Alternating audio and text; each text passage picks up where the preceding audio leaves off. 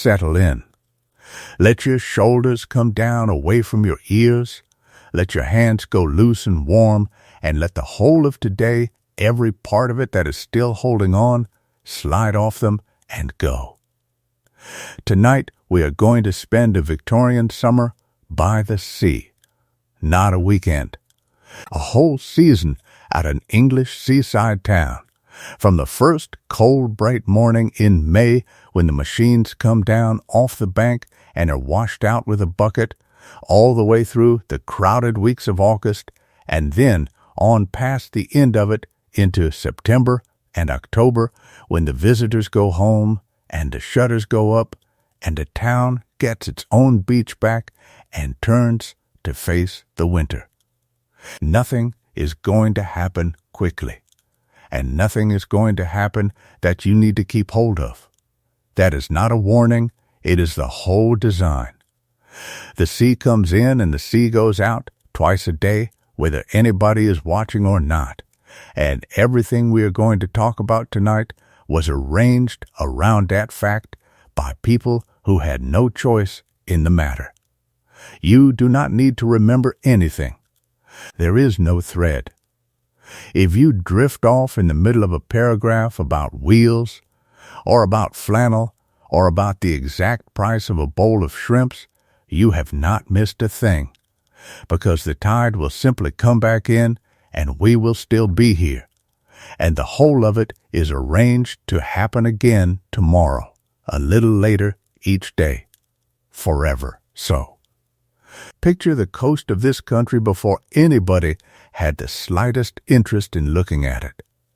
That is harder than it sounds, because we have had 200 years of being told that the sea is beautiful, and the idea is now so completely settled in us that it takes an effort to remember that for most of human history in these islands, the edge of the sea was simply the edge of the work. It was where the fish came from. It was where the salt came from, and the seaweed for the fields, and the driftwood, and, in a bad winter, whatever came ashore off a ship that had not made it. It was a boundary and a livelihood and a fairly constant low-level threat, and the people who lived on it built their houses with their backs to it and their windows small. Because the wind off the sea in February is not something anybody sits and admires. The villages on that coast are tiny.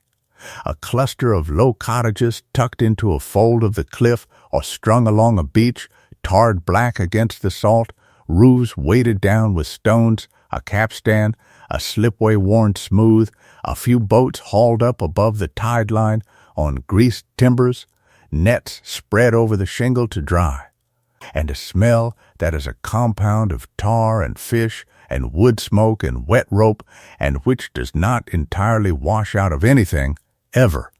And nobody, absolutely nobody, went into the water for pleasure. This is the part that most surprises people.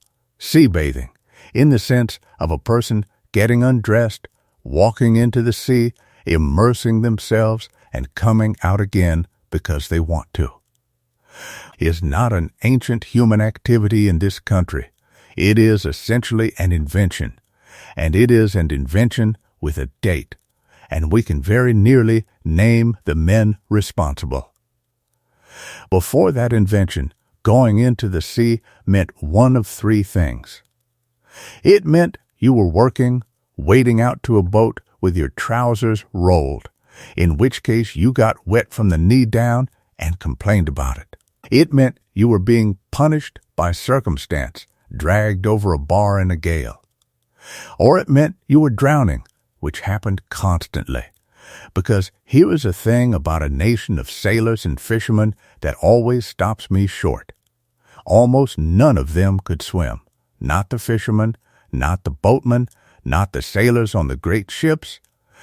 There are accounts all through the 1700s and well into the next century of men who spent their entire working lives on the water and had never learned to keep themselves afloat in it for a minute. Some of them believed and said so plainly that learning to swim was a sort of insolence, and that if the sea had decided to take you then swimming, would only draw the business out. Others simply lived on a coast where the water is cold enough to stop your breath in the first 10 seconds, and had worked out without any theory at all that in most of the circumstances they were likely to meet, being able to swim a little would not save them. So the sea was for fish, and boats, and God, and the shore was for work. And that was the arrangement for a very long time. And then, in the middle of the 1700s, the medical profession got hold of it. Now, I want to do this part slowly because it is one of the strangest and most enjoyable stories in the history of these islands, and because it explains something that is otherwise completely inexplicable, which is why the first people to go into the sea for their health went in during the winter, before breakfast, in the half-dark, and paid a great deal of money for the privilege. To understand it, you have to start inland, at the spas. For about a century before anybody thought of the sea, the fashionable sick of England had been going to drink water, not seawater. Mineral water out of springs at inland towns which had built entire economies on the fact that something faintly disgusting came out of the ground there. There were dozens of these places. Some of them are still famous. You went for the season, you took lodgings, you drank a prescribed quantity of the water at a prescribed hour every morning under the eye of a man in a wig, you bathed in it. You walked in the gardens, you subscribed to the assembly rooms, you played cards, and you did all this in the company of exactly the sort of people you wished to be seen with, which was, if we are honest, at least half the point. The medicine was real, or at any rate was believed in with total sincerity. But the shape of the thing, the season, the lodgings, the subscription, the walks, the band, the arriving and the being seen to arrive, all of that was already fully worked out at the inland spas before the coast had a single visitor. And so when the sea finally came into fashion, it did not have to invent any of it. It simply picked up the whole apparatus of the spa town and carried it down to the beach, and that is why an English seaside resort in its heyday feels the way it does, half hospital and half party, and why it has assembly rooms and pleasure gardens and a season and a printed list of arrivals, and why it is all so peculiarly obsessed with the correct hour to do things. The change begins with a handful of physicians who started in print to argue something new. That seawater was not merely water with salt in it, but a superior medicine.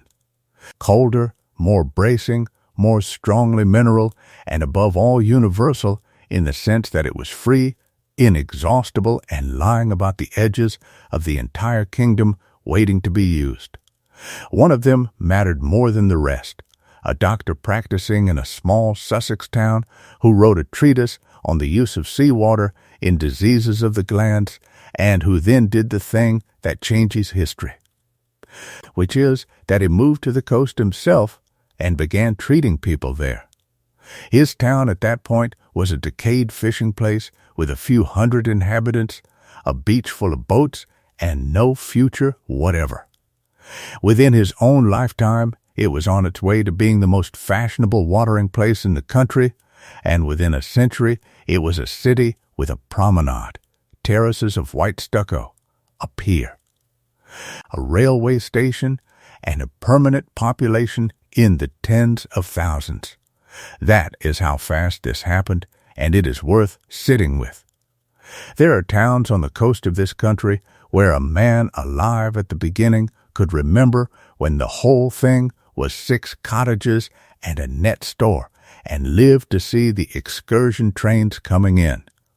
But I promised you the strange part, and here it is. The cure, as originally prescribed, was not a pleasant dip on a warm afternoon.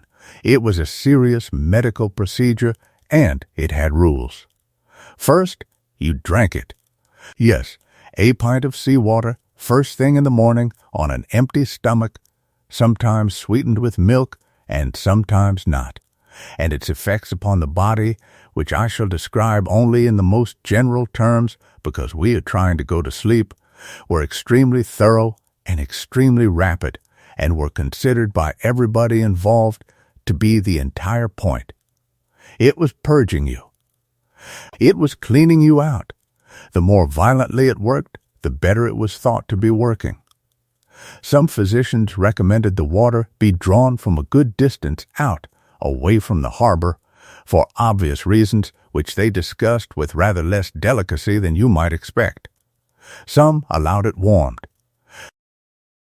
The stricter ones did not, and there is a great deal of correspondence in which patients complain about the taste, and doctors reply, in effect, that if it were pleasant, it would not be doing them any good, which is a sentence that has been said to a patient in every century there has ever been. Second, you were immersed, and this is the great business of the age, not a swim, an immersion. You were taken into the sea and put under completely, head and all, once or 3 times, sharply and quickly, and then brought out. That was the treatment. The virtue was believed to lie in the shock, in the sudden violent contact of the cold salt water with the whole surface of the skin, which was thought to drive the blood inward, brace the fibers, tighten the relaxed constitution, and generally shake the body out of whatever slack, soft, overheated, overindulged state modern life had put it into, which is why the season for the cure in its earliest and most medically serious form was the winter. Cold is the medicine, therefore the colder, the better. Therefore November, December, January, at first light, before you have eaten. In water that is somewhere near the point where a person can stand it, and out again quickly, and rubbed dry hard with rough towels by somebody strong, and then straight into a warm bed for an hour, and then a light breakfast, and then a walk. People paid for this. People came from 100 miles away for this, over the roads we spent last night on in December, and they came back the following year and told their friends. And the shape of the beach that we are going to spend tonight on, the whole apparatus of it, the machines, the horses, the attendants, the bells and flags and hours and etiquette, all of it was originally designed for that, not for a holiday, for a course of treatment. The holiday came afterwards, the way holidays generally do, by people quietly discovering that the medicine was actually rather enjoyable if you took it in July. Now let us build the thing this whole evening is named for, because it is one of the great pieces of furniture of British life, and it has vanished so completely that most people alive today have never seen one except in a painting. A bathing machine is a small wooden hut on wheels. That is the beginning and the end of the description. It is exactly as ridiculous as it sounds, and it works so well that they were in use, in numbers, on this coast for the better part of 200 years. Picture a box about the size of a garden shed, made of tongued and grooved boards, painted, usually in stripes or in a plain strong color according to the proprietor's chosen scheme, with a shallow-pitched roof to throw the rain off.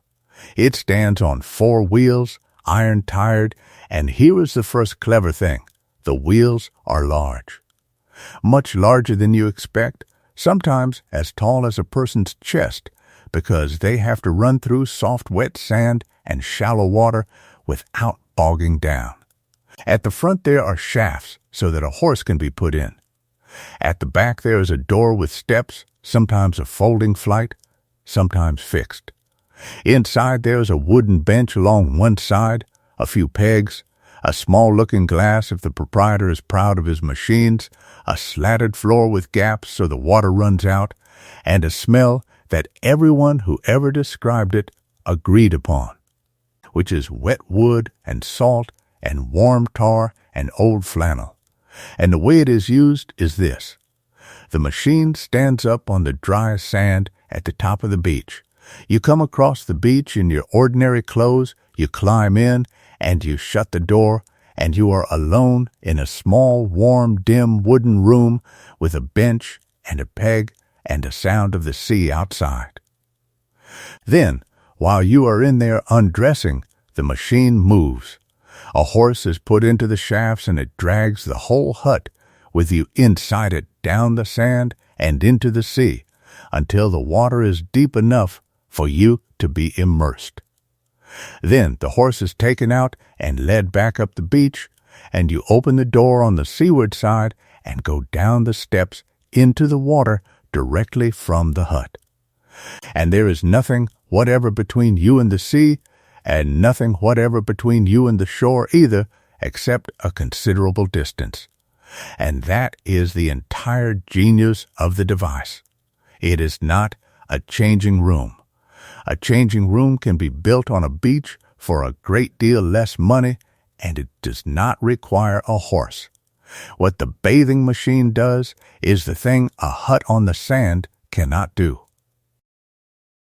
It carries the private space out into the water so that the moment of going from clothed to unclothed and from land to sea happens entirely out of sight, at a distance from the crowded beach, and so that you never have to walk anywhere in a state that anybody could look at. That is what people were paying for, not shelter. Privacy in transit, because you have to understand the level of anxiety involved here.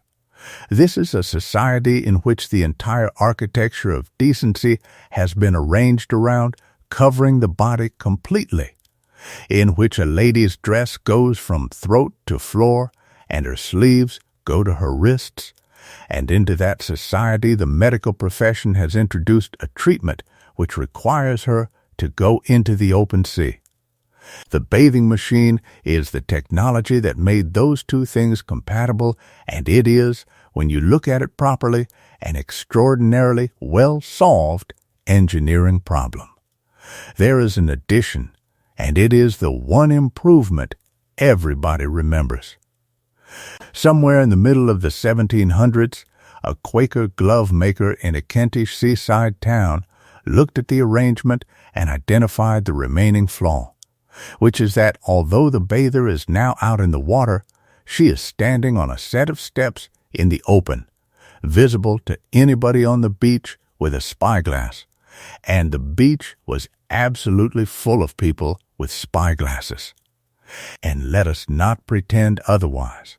So he built a hood, a great curved awning of painted canvas on hooped ribs, hinged at the top of the seaward doorway, which could be let down once the machine was in the water, so that it came right over the steps and dipped its lower edge into the sea itself. Underneath it, the bather went down into the water inside a private canvas cave, screened on 3 sides and above, with the light coming up green off the water and the sea slapping at the canvas, and could bathe in complete concealment. They called it a modesty hood, and at some resorts it became standard, and at others it never took at all, and there was a lively argument about it for 100 years, with one side saying that it was indispensable to decency, and the other side saying that it was stuffy, dark, dangerous in a swell, and made the machines dearer to hire. I would like you to sit inside one for a moment, because it is one of the most peculiar small spaces anybody has ever built. You are in a wooden box the size of a cupboard. It is warm because the sun has been on the roof. It smells of tar and salt. The whole thing lurches and grinds as the horse takes it down the sand, and you brace one hand on the bench and one on the wall, and the light coming through the crack under the door goes from dry gold to a moving watery green, and you feel the exact moment when the wheels stop rolling on sand and begin pushing through water. Because the whole box starts to rock very slightly and the noise changes, and outside somebody says something short to the horse, and there is a splash and a jingle of chain as it is unhitched. And then the hooves go away up the beach and get quieter, and you are alone in a wooden hut standing in the sea. And then you open the door. Nobody ever forgot the first time. Every single account of it, and there are hundreds, has the same shape. The door swings back, and there is the whole open sea right there at the level of your feet, moving, with the light on it, and the coast running away in both directions, and the noise of the beach suddenly a long way off, and cold coming up off the water at you, and a set of wooden steps going down into green. Now, what were you wearing?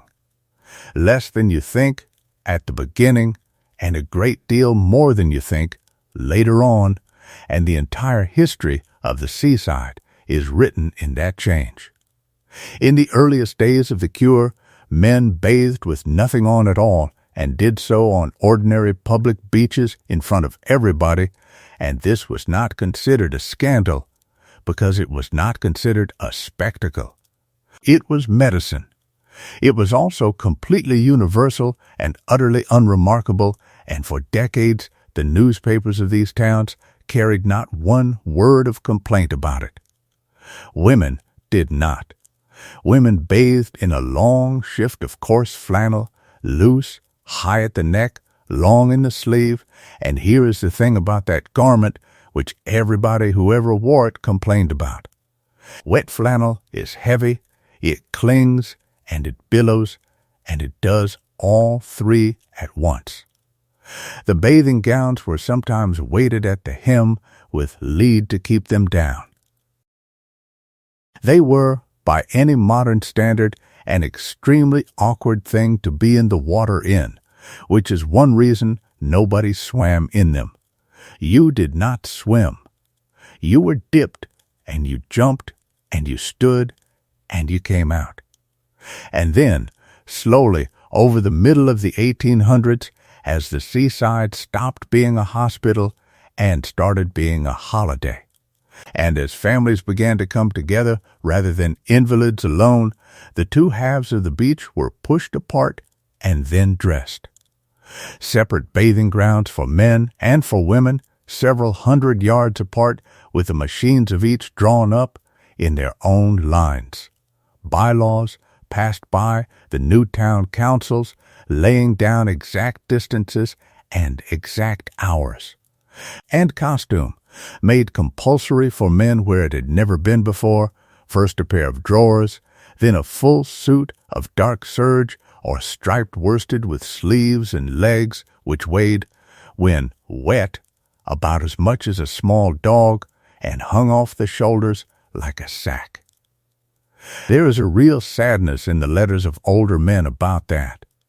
They had grown up going into the sea at dawn with nothing on and no more thought about it than a horse ass, and they lived to see it become an offense with a fine attached, and they wrote to the papers in tones of enormous bewilderment. And there is at the same time a completely straightforward reason for the change, which is that the railway had arrived. And the beach was no longer 11 invalids and their attendants, but 2,000 people on a bank holiday Monday, including everybody's family, and a set of arrangements that works perfectly well for 11 people in December does not survive contact with 2,000 in August. We will come to the railway. It is the hinge of the whole evening, and it deserves its own quiet half hour. But first, since the machine is down in the water and the door is open, let us do this properly, and let me introduce you to the person standing waist deep in the sea at the bottom of the steps, waiting for you.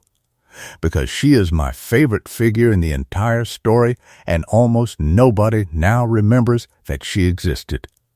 She is called a dipper.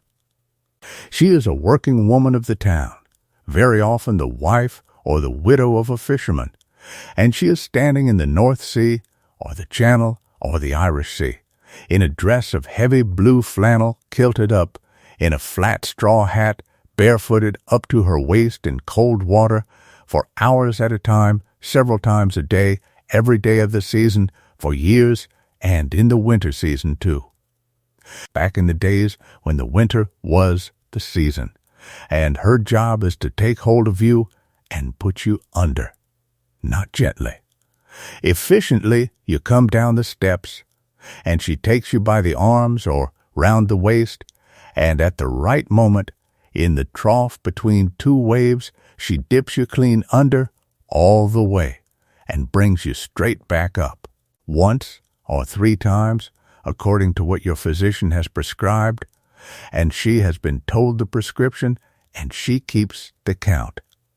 And she is strong. Every single account agrees on this, and the accounts are very often written by people who were startled by it. These were women with the shoulders and the forearms of somebody who hauls nets, holding grown adults in moving water, on a shifting bottom, and they did it with a calm, matter-of-fact, entirely unsentimental competence that a good many of their customers found faintly terrifying. Some of them became famous, genuinely famous in their own towns and beyond as characters, and 1 or 2 of them had their portraits painted, and there is at least one whose name was known the length of the country because she had dipped royalty, and who said, when asked about it, that royalty went under the same as everybody else. The frightened ones came to her by the dozen. Elderly ladies who had been sent by a doctor and did not want to be there. Children of the visiting families. Nervous young men who had walked down the beach very confidently in front of their friends and then arrived at the bottom of the steps and gone quiet. And her method with all of them was the same, and it is the method of every good practitioner of anything unpleasant, which is to keep talking in a level voice about nothing in particular, and then do it before the other person has finished deciding. There is a wonderful, awful detail in more than one account, which is that a certain kind of nervous bather would come down the steps, look at the water, and go back up into the machine, and come down again, and go back up. And that the dipper would stand there in the sea patiently for as long as it took, and that the machines behind were waiting, and the horse was waiting up the beach. And the tide was coming in, and that eventually somebody would settle the matter, and it was not the bather. I want to give her the physical detail she is owed, because I think we ought to be able to see her. She is a sturdy, weather-browned woman in her 50s, gray hair pinned up under a wide, flat straw hat, a broad, plain face, and steady dark eyes. In a long-sleeved dress of heavy blue flannel, with the skirt kilted up out of the water over dark stockings, a coarse sacking apron, and bare feet. Her hands are enormous. Her forearms are brown to the elbow and white above. She has been in and out of the sea since 6 in the morning. She will take 14 or 20 people under today, and every one of them will remember her for the rest of their lives, and she will go home and hang the flannel on the line and eat and do it again tomorrow. And she was paid for that a few pence a bather, out of which the proprietor took his share. The tariff is worth having in front of you, because it is the small, hard fact that the whole gaudy thing rests on, and because it is where the title of tonight's little journey comes from. The hire of a bathing machine for one bather, for one bathe, at a well-run resort in the middle of the 1800s was 6 pence. 6 pence for the machine, which included the horse to take you down and the horse to bring you back, the use of the hut, and, at most places, a towel and a gown if you wanted them. And at some places the towel and the gown were extra, at a penny or twopence each, and there was a painted table nailed up at the machine stand to tell you so. Sixpence. And if you wanted the services of the dipper, if you wanted somebody in the water with you, to hold you, or to teach you, or simply to be there because you were frightened, that was more. A shilling for the machine and the woman together was common. At the grander places it was more than that, and at the plain places, on a wet Monday out of season, you could get the lot for 4 pence and a smile. 6 pence does not sound like anything at all. Hold on to it for a moment, though, because 6 pence in that world is not nothing. 6 pence is what a laboring man in the countryside might earn in an hour and a half. 6 pence would buy you a very substantial loaf of bread, or a quart of beer, or a seat in the gallery at a theater, or a great many other things that a family with children counted extremely carefully. So a family of 5 going into the sea at 6 pence a head is spending half a day's wages on a single bathe. And that is before the lodgings, and the food, and the railway ticket, and the donkeys, and the shrimps. Which tells you exactly who was on that beach in the early years, and it tells you exactly why the arrival of the excursion train changed everything, and why the towns that already had visitors regarded that arrival with such extraordinary horror. But we are getting ahead of ourselves. The horse has not even come back down for us yet. Let it be a bright morning in June. Let the tide be an hour off the top. Let there be 40 machines in a line along the water, each with its little flag and its painted plate, the sea moving quietly, the light coming off it, gulls going over, and, on the wet sand, the long shining tracks of iron wheels being written and washed out and written again, all day, every day, all summer. The machines belong to somebody, by the way, and that somebody is one of the quiet powers of the town. A bathing machine proprietor might own 3, or he might own 90, and he holds his stand on the beach under a license from the corporation, renewed each year, with a rent to pay on it and conditions attached. He keeps his own horses, usually old, patient, heavy-boned animals with enormous feet. Because the work is slow and wet and hard on the legs, and no horse with any ambition would put up with it.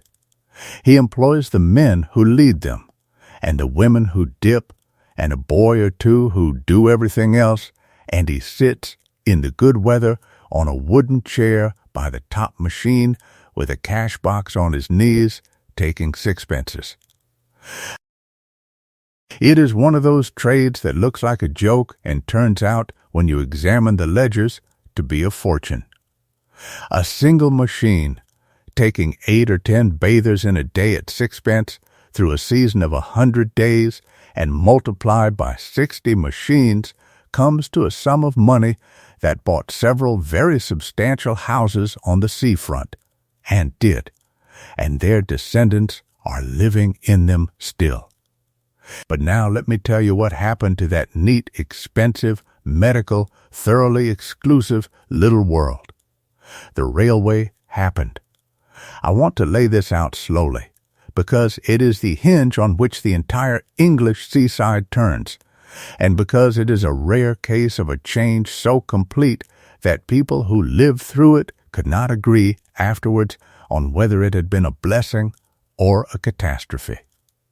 And both sides were right. Before the railway, getting to the coast was an expedition. It cost real money, and it took real time.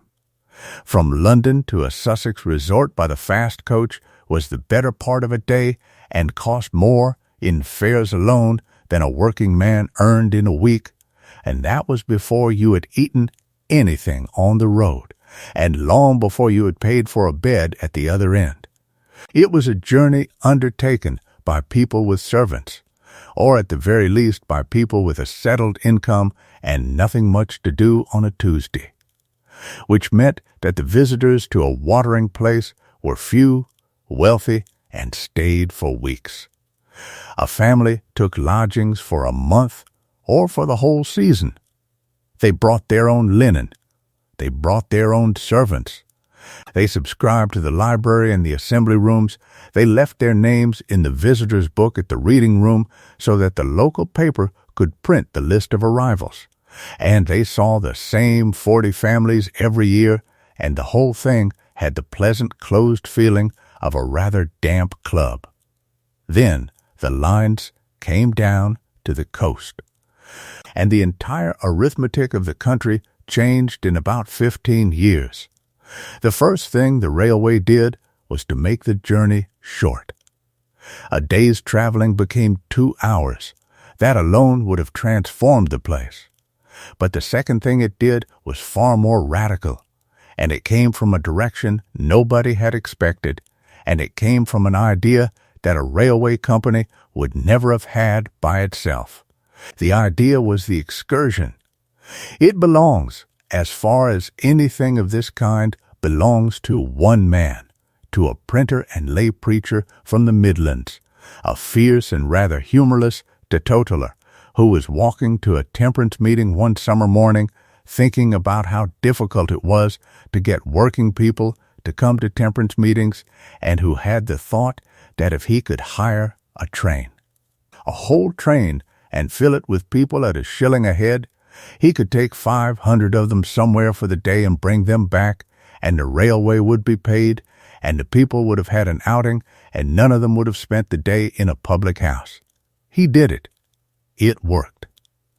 And then he did it again, and then he stopped bothering with the temperance and started doing it as a business, and within a few years he was running organized excursions of many thousands of people at a time, with printed tickets and arrangements at the other end, and had more or less invented the packaged holiday from nothing.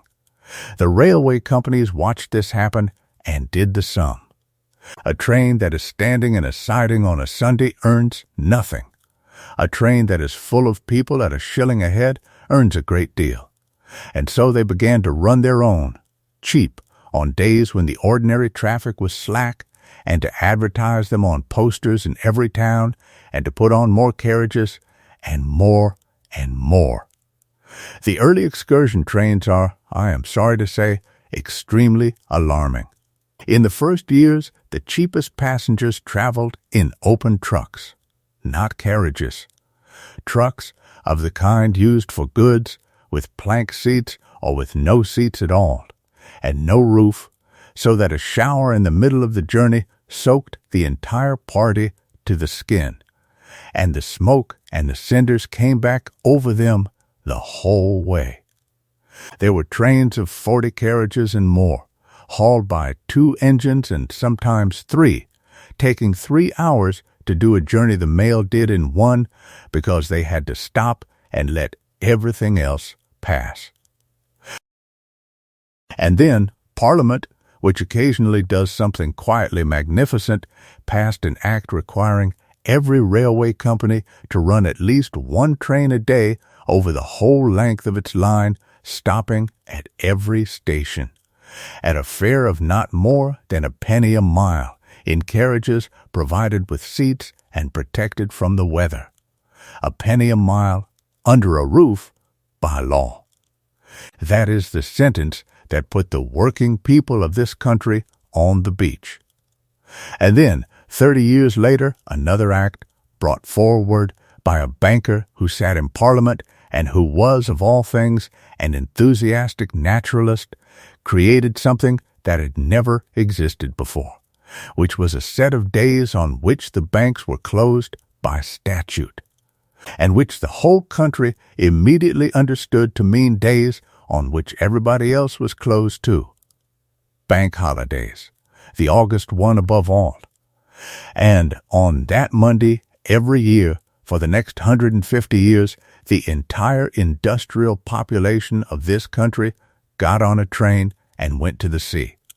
Now, if you were already living in one of those select, quiet, expensive watering places, sitting in the reading room with a list of arrivals and your name in it, how do you suppose you felt about that?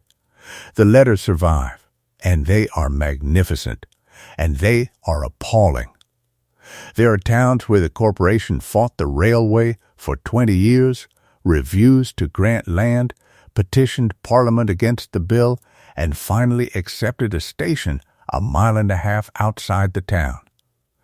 Up a hill, on purpose so that day trippers would have to walk. There are towns which passed bylaws about noise, about music, about the singing of songs on the beach, about the hours at which vehicles might come along the front, every one of them aimed squarely at the sort of visitor who arrives at 10 in the morning and leaves at 8 at night and does not take lodgings at all. And there are other towns, and they are the ones that got rich, which looked at the excursion train and thought, yes, more of that. Build us a station with 6 platforms and a pier and a promenade 3 miles long and put a band on it and let them come. Within a generation, the coast of this country had sorted itself into 2 entirely different kinds of place. There were the select resorts, careful and quiet, where the seafront is a curve of stucco terraces and the beach is arranged for the residents. And there were the popular resorts, loud and glorious and full of machinery, where the whole town is a machine for turning a shilling excursion into a day of enormous fun. And where the population on a bank holiday Monday could be 5 times what it was on the Tuesday. Both of them are still there. You can walk into either of them tomorrow and know which one you were in within about 4 minutes. Let me put you on the excursion train, though, because we have talked about the sociology, and I would rather give you the day. It starts in the dark. The train goes at 5 in the morning, or 4:30, because the company wants the carriages back for the ordinary traffic, and because the fare's cheap, and the cheap fare buys you the awkward hours. So a family gets up at 3, in a street of back-to-back houses in a manufacturing town, with a mother having sat up finishing the sandwiches, and they walk to the station through streets where the gas lamps are still lit, and the only other people about are the ones on their way to a mill. The station at that hour is unlike anything else. Thousands of people. Whole streets of them, whole chapels, whole works outings, all with baskets and shawls and children, and a man with a cornet, and everybody in their good clothes, which means dark and heavy and buttoned and entirely wrong for a beach, and it will be worn all day regardless, because these are the clothes you have. The train comes in enormously long. People pack in, and then 100 miles of country goes past in the growing light, and the children stand on the seats, and somebody starts a song, and there is a moment which every single account mentions, and which I would like you to have, which is the moment when the train comes over the last rise or out of the last cutting, and someone sees it first and shouts. And everybody turns to that side of the carriage at once, the sea. For a very great number of the people on that train, that is the first time they have ever seen it. Grown men and women, 30 and 40 years old, who have lived their whole lives in a valley full of chimneys, seeing the sea for the first time from a railway carriage window at 7 o'clock on an August morning, with a light on it. There is an account, and I think about it a great deal, of an old woman on such a train who looked at it for a long time and then asked whether it was always there, and was told that it was, and said that she had not known it went on being there when nobody was looking at it. The train comes into a station built for exactly this, with long platforms and iron and glass over them, and it empties. And the town takes the strain.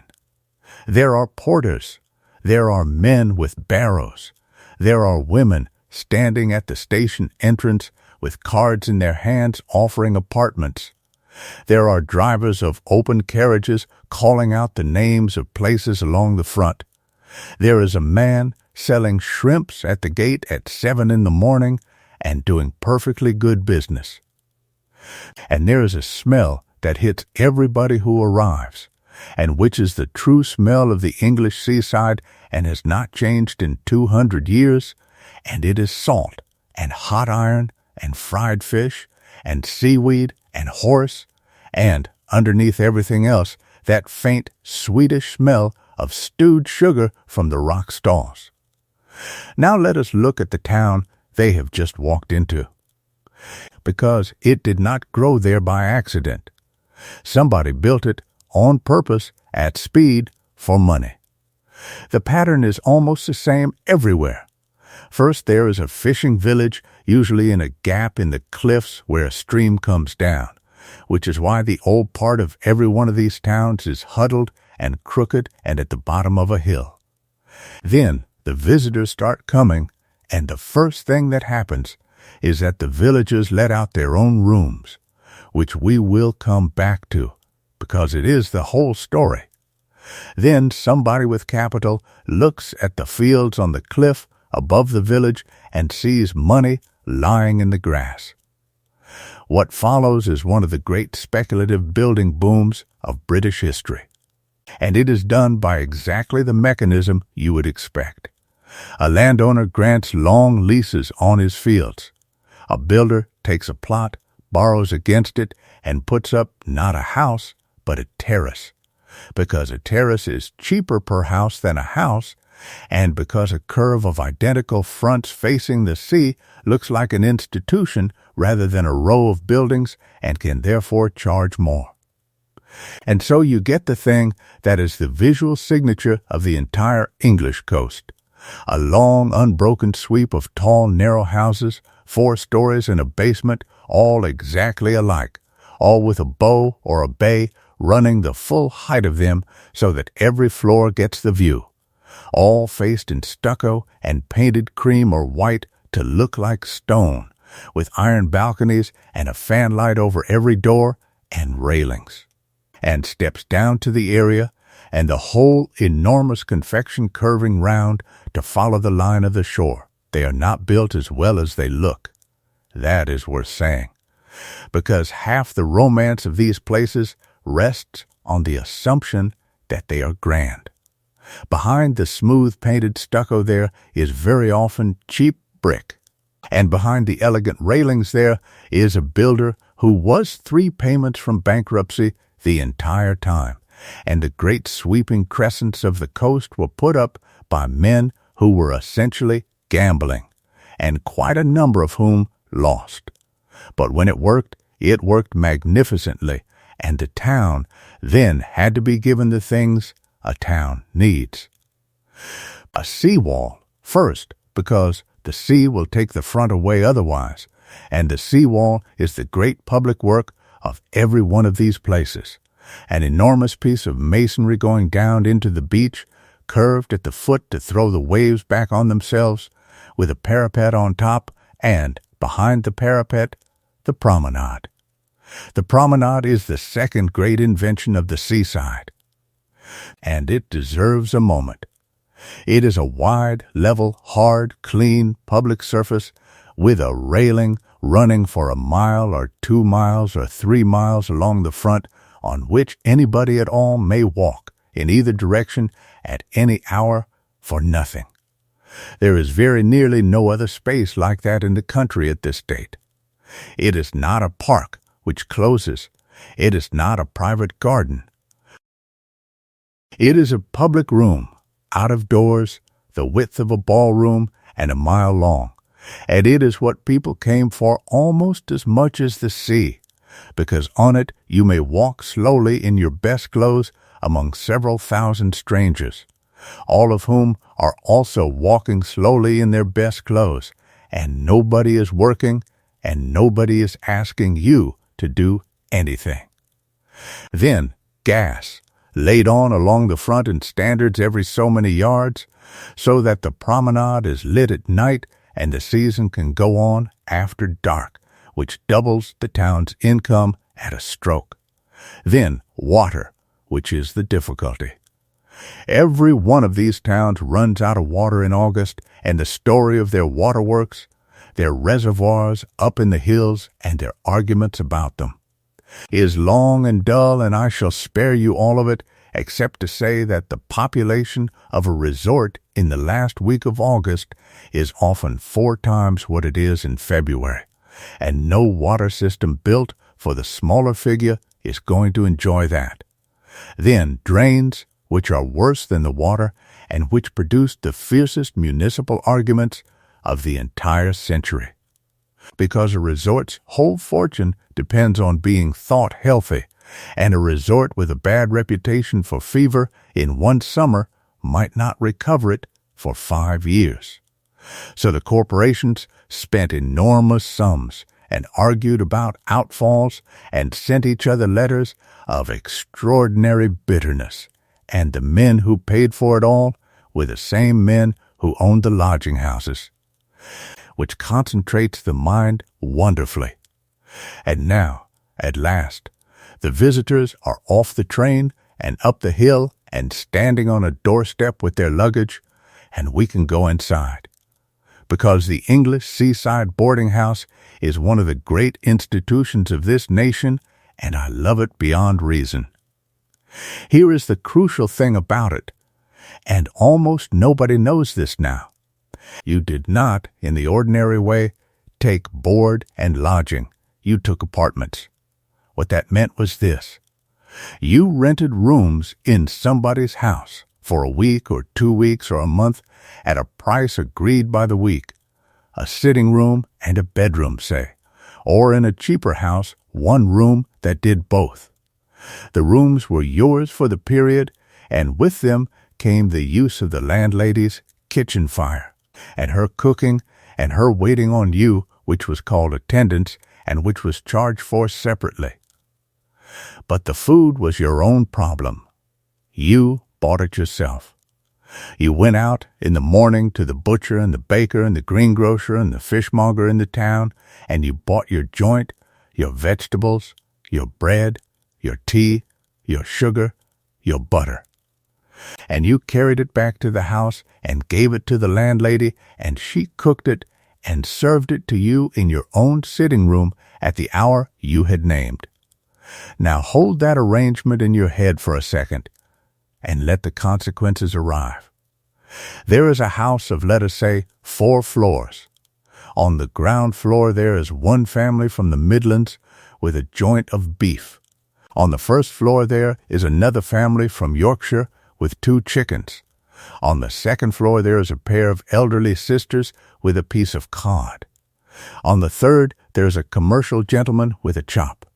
And all 4 of those dinners are being cooked at the same time on the same range in one basement kitchen by one woman, and every single one of them has to arrive upstairs hot on time, in the right room, and be recognizably the same joint of beef that went down there 2 hours ago. The suspicion this arrangement generated is one of the great comic themes of the whole century. Every comic paper in the country ran the joke about the leg of mutton that goes down large and comes up small. Visitors marked their joints.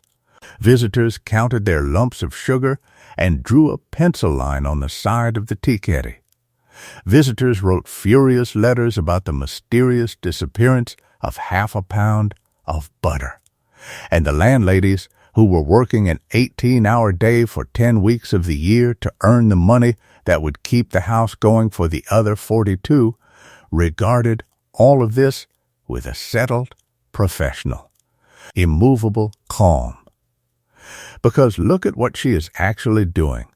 She is a brisk, upright woman in her 40s, dark hair drawn back smooth under a white cap, a narrow face and quick brown eyes, in a long-sleeved, high-necked dress of plain gray stuff with a white collar and cuffs, a black apron, and a small bunch of keys at her waist. She owns this house, or far more likely, she holds it on a lease and is terrified of the rent day. And for 10 weeks a year, she and her family move out of every good room in it. They sleep in the basement or in the attic or on a made-up bed in the back kitchen, and every square foot of the rest of the building is let to strangers at the very best price it will bear. She is up before 6 to light the range. She does the 4 breakfasts. She does the marketing errands for the visitors who cannot be bothered to go. She cooks 4 separate dinners with 4 separate sets of instructions. She carries every one of them up 2 or 3 flights of stairs on a tray. She answers a bell that rings all day from 4 rooms, none of whose occupants have the faintest idea what the others are asking for. She carries the water up and the slops down, because there is no bathroom and there will not be one for another 40 years. She scrubs the front steps at 6:30 in the morning because the front steps are the advertisement. And on Saturday, when one family goes and another arrives on the same afternoon, she strips and remakes every bed in the house between 2 trains. For which she charges, in the middle of the century, something in the region of half a guinea to a guinea and a half a week for the rooms, plus the attendants, plus the cruets, plus the cooking of the joint, plus a shilling for the boots, plus the extra for the use of the sitting room in the evening, and every single one of those charges appears, itemized, on a piece of paper on the last morning.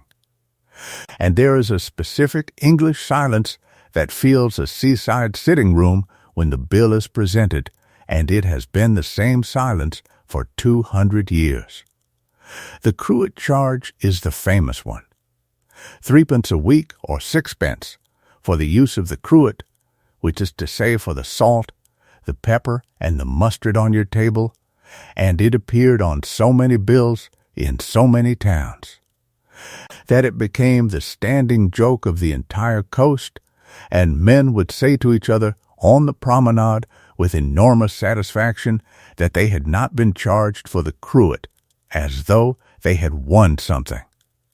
And underneath the joke there is a very hard-headed piece of economics, which is that the landlady's margin is small and made entirely out of these little extras, and that in a bad summer, in a wet August, with the front bedroom empty for 2 weeks, she does not make it at all, and the lease still has to be paid. Let me take you round the house properly, floor by floor, because I want you to be able to lie in one of those beds tonight. You come in at the front door, up 3 white steps that were scrubbed at 6:30, past a scraper for your boots, under a fanlight of colored glass. The hall is narrow and smells of beeswax and salt, and, faintly, of dinner. There is a hall stand with hooks and a mirror, and a place for umbrellas, and a marble top shelf where letters are put.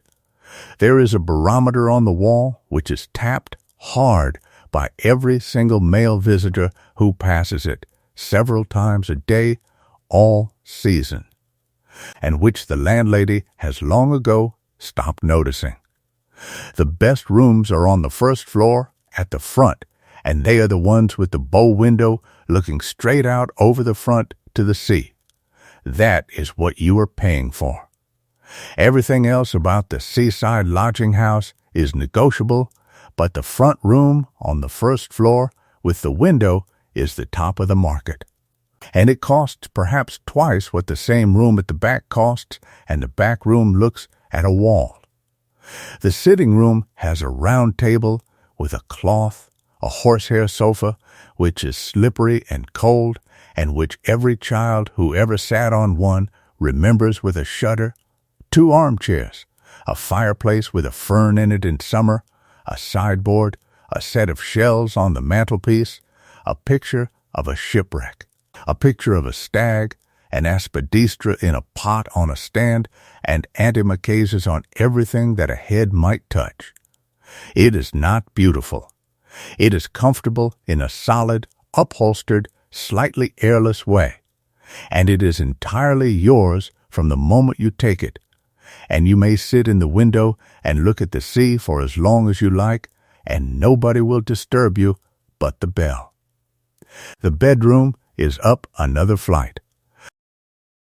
A brass or iron bedstead, a flock or feather mattress, sheets that smell of the line, a bolster the width of the bed, and a pair of pillows, a white counterpane, a washstand with a jug and basin and soap dish, a chamber pot and a cupboard under it, a small looking-glass, a rush-seated chair, a strip of carpet, and a window that looks at either the sea, the wall, or the roofs.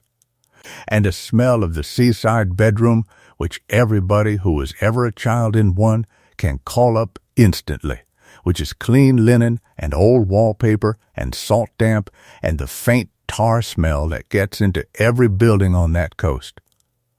At the very top, under the slates, are the cheap rooms, and the cheap rooms are where the children are put, 4 to a bed at £0.50 a week for the lot. And they are stifling in August and delightful, because a window is a little square that looks out over every chimney in the town at a triangle of shining sea, and because a room under a roof in a strange town when you were small is one of the best rooms in the world. And down in the basement, in the kitchen, at 10:30 at night.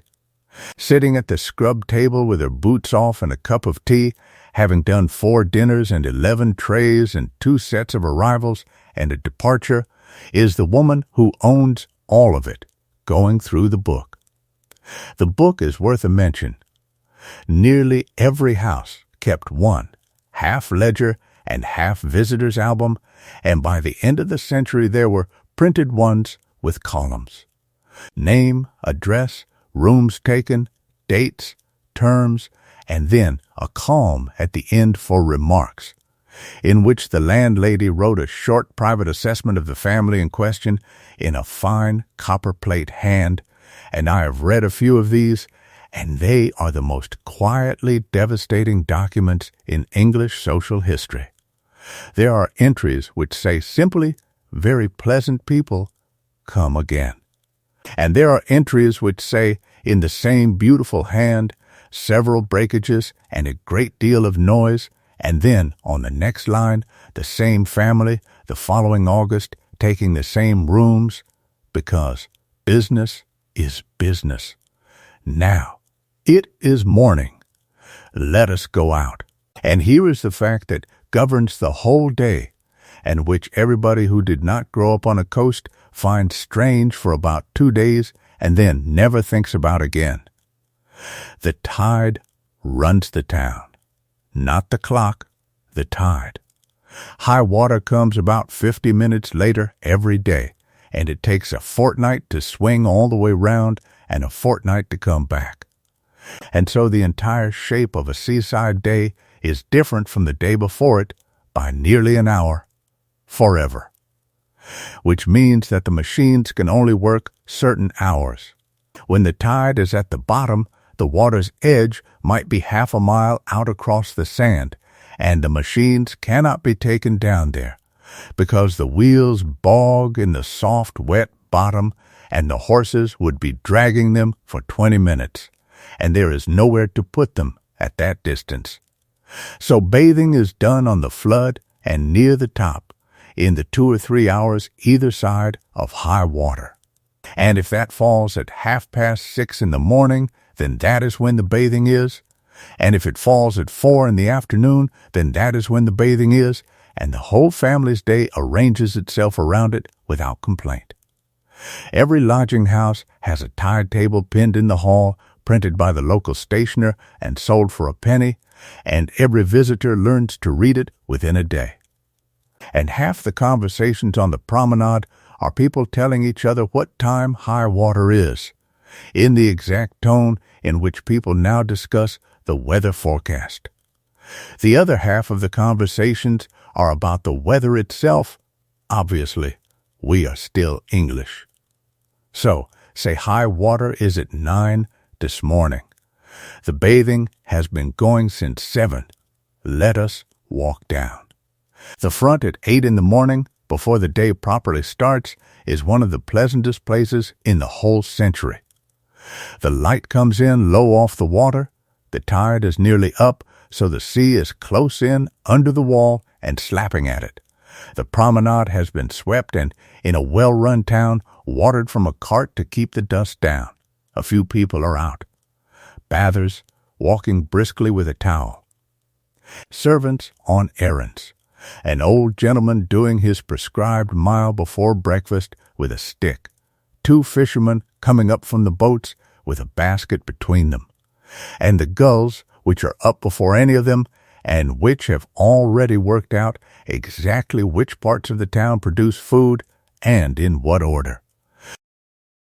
The bathing ground is a length of the beach set aside by the corporation, and there are 2 of them, one for men and one for women, at least 300 yards apart, and between them a stretch that is nobody's. And the bylaws about the distance are printed and pinned to the machine stand and read out by the beach inspector when required. And yes, there was a beach inspector. And he had a uniform. The women's ground is a line of machines standing at the edge of the water. The horse comes down, it's backed into the shafts, the machine is run down until the water is at the level of the axle, the horse is taken out and led away. From the shore, all you can see is the row of huts standing in the sea with the water round them and the little canvas hoods down, and the sea going through under them, and the occasional glimpse of somebody's arm, and the sound of people shrieking because the water off this coast in June is cold enough to make anybody shriek, and they all did. The men's ground is louder and less organized. Machines for those who want them, and at most towns a stretch where a man may simply undress on the beach behind a rock or a boat and go in. And this is a running sore of correspondence for 50 years. There are attendants in the water on both grounds by the middle of the century in flannel and a straw hat, and there are boatmen just outside the bathing ground in a light boat with the oars shipped, doing nothing at all apparently, except sitting there, and they are there because people drown. And because the boat has been the only rescue service on that beach for 100 years and will remain so until the town gets round to buying a line and a cork jacket for the beach inspector. Now the swimming. Because at some point in the middle of the century, in among all this dipping and immersing, English people started actually swimming, and it happened faster than you might think. The push came from 3 directions at once. There were the public baths, built in the industrial towns under an act of Parliament that let corporations put up baths and wash houses, and which taught an entire generation of town children to swim in fresh water before they ever saw the sea. There were the swimming clubs and the professors of swimming, who taught at a shilling a lesson on the beach and who advertised themselves with astonishing confidence. And there were the champions, the long-distance swimmers who did the great feats in the Channel and the Thames, and who were, for a few decades, among the most famous athletes in the country. And so within 30 years, the beach changed character again. The machines were still there, and the dippers were still there, but now there were people swimming out to a raft and back and racing each other and floating on their backs with their eyes shut and diving off the end of a boat and doing the thing that had been essentially unknown in this country 100 years before, which is spending an hour in the sea because it is enjoyable. You come out cold. That is the part every account agrees on and which the photographs cannot show you. The water off these coasts is cold in June and cold in August and cold in September, in a way that people from warmer seas find hard to credit, and the whole ritual of the towel and the rubbing and the hot drink afterwards and the tingling and the enormous appetite that follows. Exists because the sea here does not want you in it and lets you know within the first minute. And everybody said the same thing about it afterwards, which is that they felt wonderful. Every single account. Cold, breathless, shocked, delighted, and then, for an hour afterwards, glowing and hungry and unreasonably pleased with themselves. Which, I would gently point out, is precisely what the physicians said would happen in their books 100 years earlier, when they prescribed the sea for melancholy. They were entirely wrong about the reasons. They were not wrong about the effect. Back up the beach then and into the house, where breakfast is waiting in the front room because the landlady saw you coming along the front from the basement window and put the eggs on. And now the long, good middle of the day, which is the part I want to spend the most time on, because it is where the whole invention of the holiday actually lives. The beach at 11 in the morning in the height of the season. Start with the sand, because that is the thing itself. A great wide, flat, shining stretch of it, going out to the water in ridges and pools, with the tide dropping now and uncovering more of it every minute. On the ridges the sand is firm enough to run a wheel across. In the runnels between them there is warm, shallow water an inch deep, and every child on that beach has found this out within 4 minutes of arriving. Above the wet sand there is the dry sand, soft, pale, and hot, drifted up against the seawall, and this is where the whole encampment is. Because it is an encampment. A summer beach in this period is a small canvas town, and it is put up fresh every single morning. There are the bathing machines in their lines. There are the boats drawn up, some working, some for hire.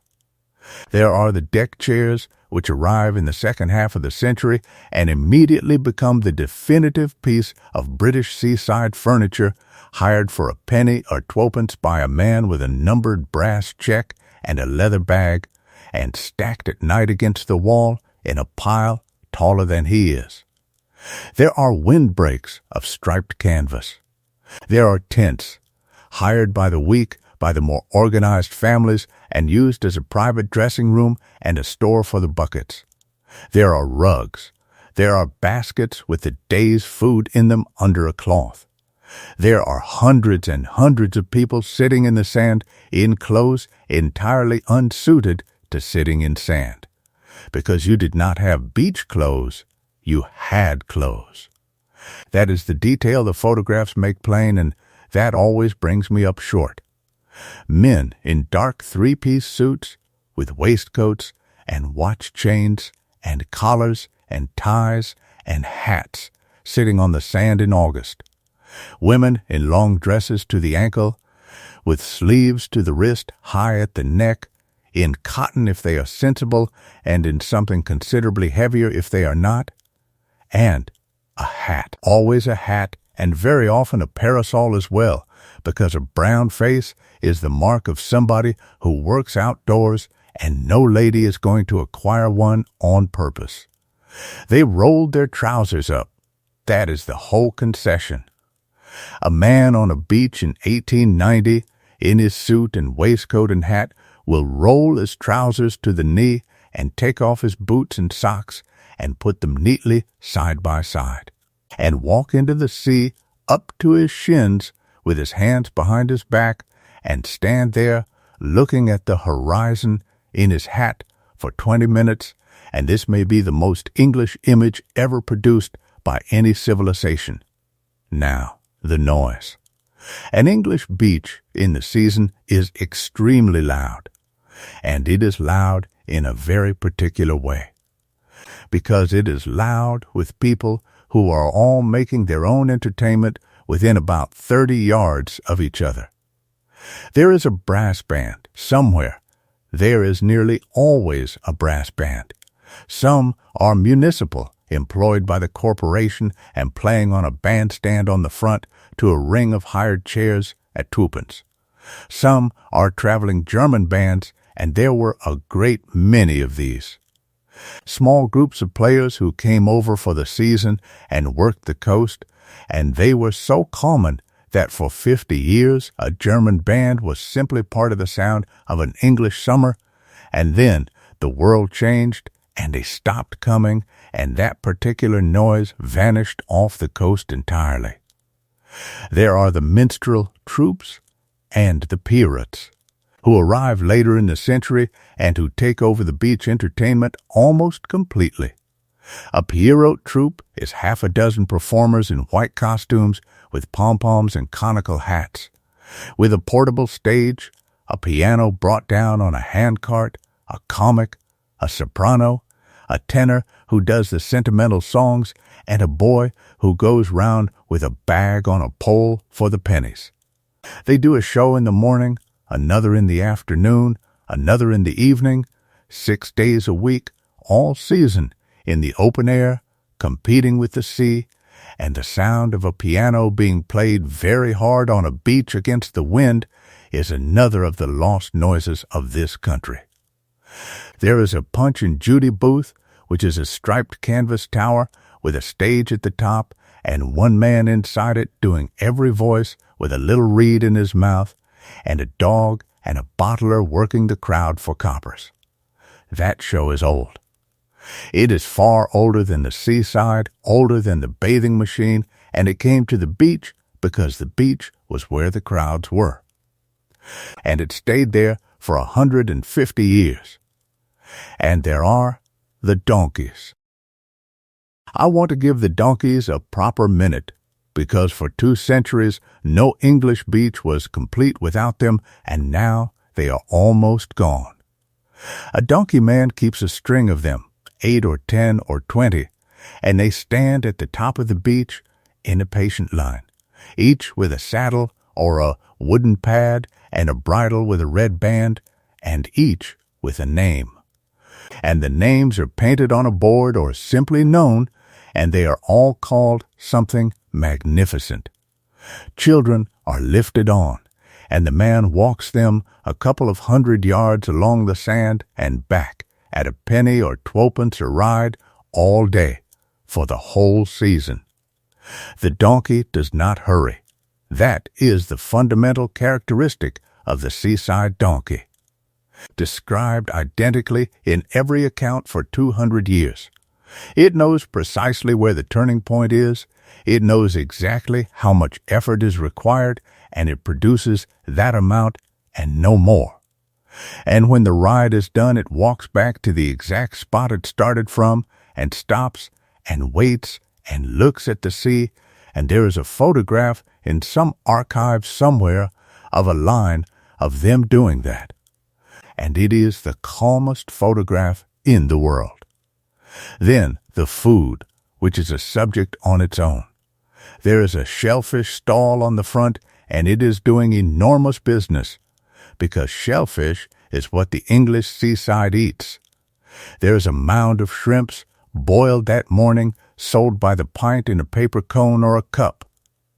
There are winkles, which are eaten with a pin, and every stall keeps a box of pins for the purpose, and the pin is free. There are cockles by the pint with vinegar and pepper. There are whelks. There are oysters, and here is the thing about oysters that always surprises people, which is that at this date they are cheap, not a luxury. The food of the poor sold by the barrel, eaten by the dozen, and the whole coast was still full of them. There is fried fish, in a shop where the fish comes off the boats 100 yards away, and by the later part of the century, there are potatoes fried with it. And that combination, once it arrives, goes through the working towns of this country like a change in the weather. There is bread and butter cut at the lodging house and brought down in a basket. There is a bottle of cold tea. There is cake. There is ice cream, brought over by Italian families who settled in every port and industrial town in the country, sold from a barrow with a striped awning, and it is not in a cone yet, because the cone comes later. It is served in a small, thick glass, which you lick clean, and which is handed back to the man and rinsed in a pail of water hanging from the barrel, and given to the next customer. And I shall say no more about that. And there is Rock, the pink sugar stick with the town's name running the whole way through it, which is one of the genuinely clever pieces of confectionery ever invented, made by rolling the letters into an enormous soft cylinder of sugar the size of a barrel and then pulling it out, over and over, until it is an inch thick and 100 yards long, with the lettering perfectly reproduced at every point along it, and which is then cut into sticks. It was invented by a miner-turned-sweet maker in a northern town, and it exists solely so that a person can bring back proof that they went.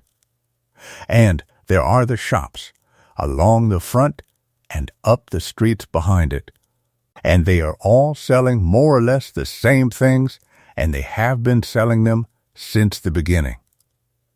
Shells, boxes covered in shells, pin cushions with a picture of the town on them, small glass jars of colored sands in layers made by men who did it at a table on the front while you watched. Photographs, ships in bottles, little wooden spades and tin buckets, postcards once the postcard arrives, which changes everything again, because now the visitor can send proof of the visit from the visit itself at a halfpenny and be envied at home by tomorrow morning. And in the middle of all this, sitting in a deck chair with a knotted handkerchief on his head against the sun, with his boots off and his trousers rolled, is a man who has spent the last 11 months in a factory or a mine or an office in a city where the air is not good, doing the same thing every day, and who has for 6 days absolutely nothing whatever that he is required to do. That is the actual product. Everything else, the sea and the sand and the shrimps and the donkeys and the pier and the band, is the wrapping on that one thing. Nothing to do. In company, in the open air, by the sea, with money in the pocket for small pleasures. It is the first time in the history of this country that ordinary working people have had that, and it was fought for in Parliament and in the mills and by the unions, an hour at a time, a Saturday afternoon at a time, a statutory Monday at a time, and it is not an accident, and it was not a gift. Which is why the pictures of those beaches, when you look at them properly, are so full of a particular kind of happiness. It is not elegance. Those crowds are not elegant. It is the specific look of people who are pleased to the bottom of their boots to be exactly where they are. Sleep on that if you like. There is nothing to hold. The tide has turned, and it is going out now, and the wet sand is widening, and the light on it is doing what it does.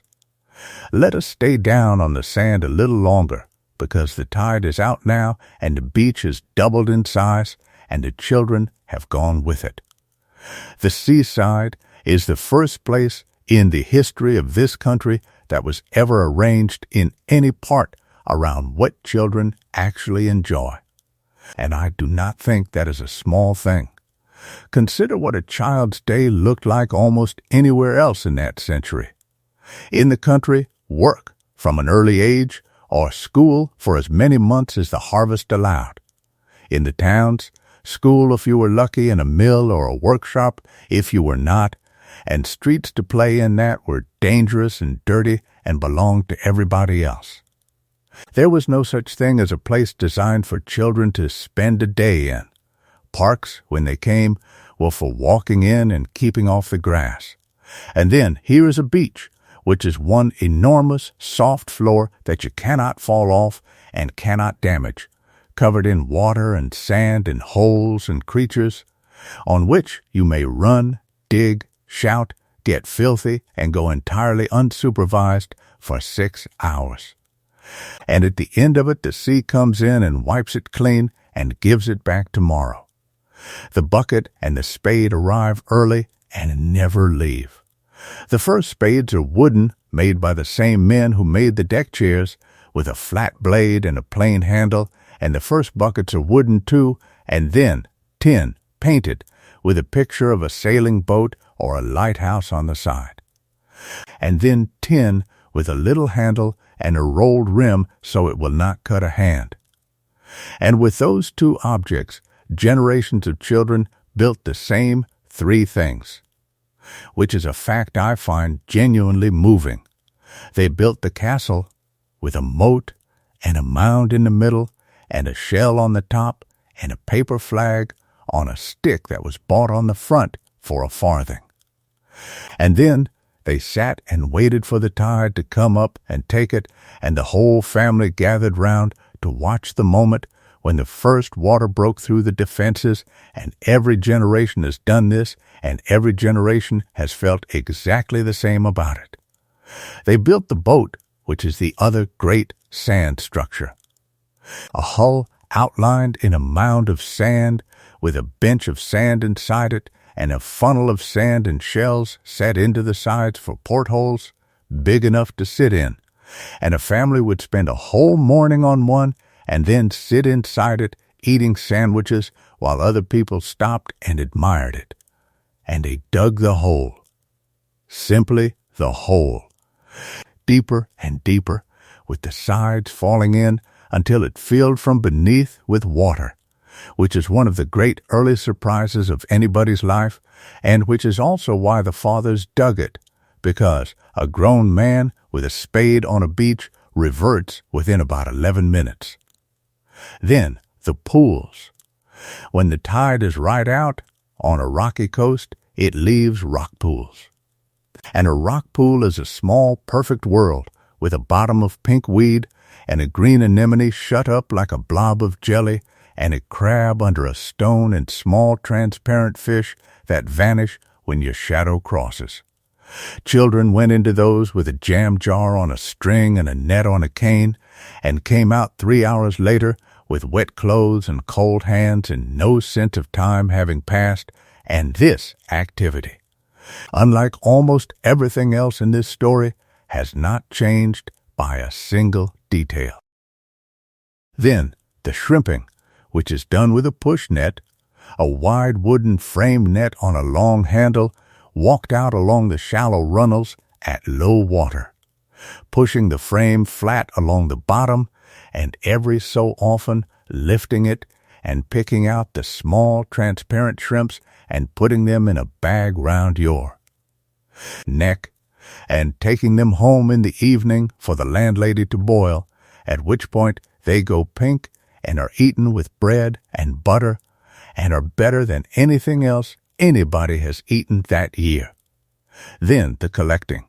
Shells, colored pebbles, sea glass, cuttlefish bone, bits of dried weed with air bladders on them which are popped, starfish which are taken home and quickly become a problem, and the great glass floats and lumps of tar and lengths of rope that come up on any beach after weather, which are dragged home and, for some reason nobody has ever explained, are always a treasure.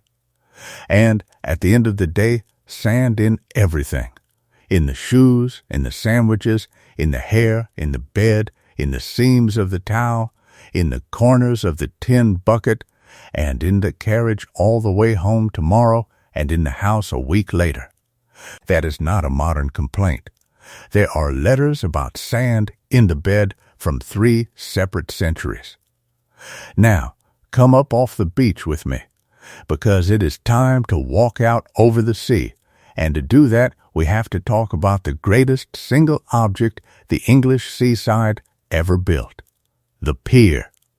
I want to do the pier properly, because most people, if you ask them what a pier is for, will say it is for amusements, and that is what it ended up being, and it is not remotely what it was for. A pier is a landing stage. That is the origin of every one of them. Before the railway reached the coast, one of the pleasantest ways to come down to a resort was by steam packet down the river and along the coast, and a steamer needs deep water to come alongside. But most of these towns have no harbor and a shelving beach, and at low water the sea is half a mile out.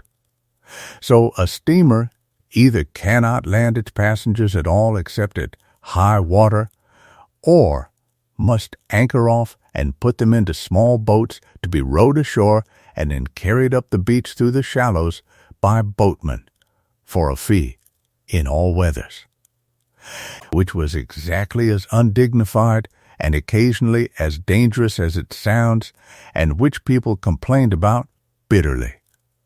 The answer is to build a long wooden or iron jetty out from the shore to a point where there is enough water at all states of the tide, and put a landing stage on the end of it. And the moment the first one was built, somebody noticed the second thing, which is that a structure like that also happens to be a promenade with sea on both sides of it, and that people will pay a penny simply to walk out along it and stand at the end and look back at the town. And from that penny, the entire industry grew. The engineering is genuinely lovely, and I would like to spend a few minutes on it, because it is one of those cases where a single simple invention unlocks everything. The problem is the foundation. You are trying to stand a structure in the open sea, on a bottom of sand and shingle that shifts constantly, in a place where every wave and every tide is trying to undermine it, and where the storm that will eventually come is far stronger than anything you can build. Driving timber piles works up to a point, and the earliest piers are wooden and are constantly being repaired, and several of them were simply demolished by weather within a few years. Then a man, an Irish engineer working on a lighthouse foundation on a sandbank, produced the answer. And it is beautiful. He put a screw on the bottom of the pile, a great broad iron helix, like a single turn of a corkscrew several feet across, cast onto the foot of an iron column. You stand the column on the sand at low water, you fit a capstan bar across the top of it. You put 6 or 8 or 12 men on the bars, and they walk round and round, and the screw pulls itself down into the sand, turn by turn, and keeps going, and when it stops, you have a foundation that will hold a colossal load, and, more importantly, that cannot be sucked out. Because to pull it out of the bottom, you would have to unscrew it. That single idea made the pleasure pier possible, and made the lighthouse on a sandbank possible, and it was invented by a man who is barely remembered outside a very small profession. So, a pier is built. Screw piles walk down into the seabed in rows at low water, iron columns bolted on top of them, cross-bracing between, then a deck of longitudinal girders, and, on top of that, planking, laid with a gap between every board. And the gap is important for 2 reasons. The first is that the sea must be able to come up through the deck in a storm, because a solid deck is a raft, and a raft gets lifted. And the second is that from the moment the pier opens, every child who walks along it will look down through those gaps at the sea moving about below, and will find that terrifying, and will do it anyway, all the way to the end, and this too has never changed. Railings each side, lamp standards down the middle, gas at first, electric later, benches back to back down the center line so that you may sit facing either the sea or the town. And at intervals, shelters with curved iron and glass roofs and seats, so that when it rains, which it does, everybody on that pier can get out of it without going home. At the shore end there is a toll house, and here is the crucial commercial fact of the whole enterprise. You pay to go on, a penny usually, or twopence, and the pier company employs a man in a booth with a turnstile, and he counts you through, and that is the revenue. A well-placed pier in a busy town could take 100,000 pennies in a season, and out of that came the maintenance and the dividends. And the improvements, and every single improvement was designed to make you want to pay the penny more often. So a bandstand appears halfway along, and a band plays on it 3 times a day. Then a covered pavilion at the end with a proper stage and chairs and a roof. So there can be concerts in the evening in any weather. Then a refreshment room. Then a photographer's kiosk. Then, at the very end of the century, the machines, which are the ancestors of every seaside arcade there has ever been. A penny in the slot, and a little theater of tiny painted figures does a hanging, or a haunted house creaks and a skeleton comes out of a cupboard, or a shutter rattles and you see, in 3 dimensions, a sequence of photographs which the notice describes as a scene of a bathing party, and which caused a certain amount of correspondence. And then, at the very end of the pier, past all of it, is the thing that most people actually went for. You are standing over deep water, 300 yards from the shore, with sea on every side of you. And you have not been in a boat, and you are not going to be sick, and there is nothing between you and the horizon at all. That was and is the whole point. A pier is a machine for putting an ordinary person in ordinary clothes in the middle of the sea, and letting them stand there for as long as they like for a penny. Look back, and the town is laid out for you like a model. The whole curve of the front, the terraces, the seawall, the beach with all its thousands of people reduced to specks and colors, the church tower, the green hills behind. There is no other way for anybody in that century to see the place they are standing in from the outside, and people found it endlessly satisfying, and said so over and over in letters. Look down through the boards, and there is the water moving with the tide, green and brown and full of weed on the piles, with a shoal of small fish turning under the shadow all at once. And on the pierhead, at the landing stage, the steamers come in. That is the great event of a pier afternoon, a paddle steamer coming round the point with her paddles turning, and a plume of black smoke going away flat behind her, and 100 people at her rails, and she comes in against the tide, and the ropes go over, and the gangway goes across with a bang, and 100 people come off, and 100 more go on, and half the pier stands and watches every second of it, because it is free, and it is the best show of the day. And in the evening, the fishing. A pier at night, once the crowds have gone and the pavilion is dark, is one of the quietest places on that whole coast, and the men who fish off it hold season tickets and know each other's names and have done this for 30 years.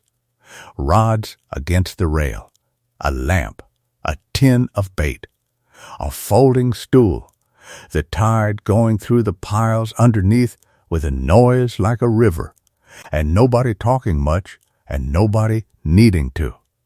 Now, the boats, because not everybody wants to stand over the sea. Some people want to go out on it, and there is an entire trade waiting for them on the beach. The boatmen of a seaside town are, almost without exception, fishermen. The fishing is the real trade, and the pleasure boating is the summer income. And a family will have done both for 4 generations. They keep an open sailing boat, clinker-built, broad, heavy, with a lug sail and a set of oars, drawn up on the shingle above the tide with a small anchor out. It is painted in strong colors, and it has a name painted on the bow, and it is scrupulously clean. And there is a folded tarpaulin and a bailer made from a cut tin in the bottom of it. And the boatman stands at the top of the beach in his blue jersey all day, saying to everybody who passes that there is room for 2 more. You pay 6 pence for a sail round the bay, or a shilling for an hour. And the going aboard is an operation in itself, because the boat is at the water's edge, and the water is moving, and so somebody has to get you into it dry. At most towns this meant a plank, or a set of steps hooked over the gunwale, or, quite often, the boatman himself simply picking a lady up bodily and carrying her out through the shallows and depositing her on the thwart, which was so entirely routine that nobody in any of the accounts remarks on it as anything other than a service one has paid for. And then the sail out through the moored boats, past the end of the pier, with the water changing color under you as you cross the bar, the town falling away, the boat leaning and going quiet as the sail fills, and a sudden, extraordinary difference in the sound.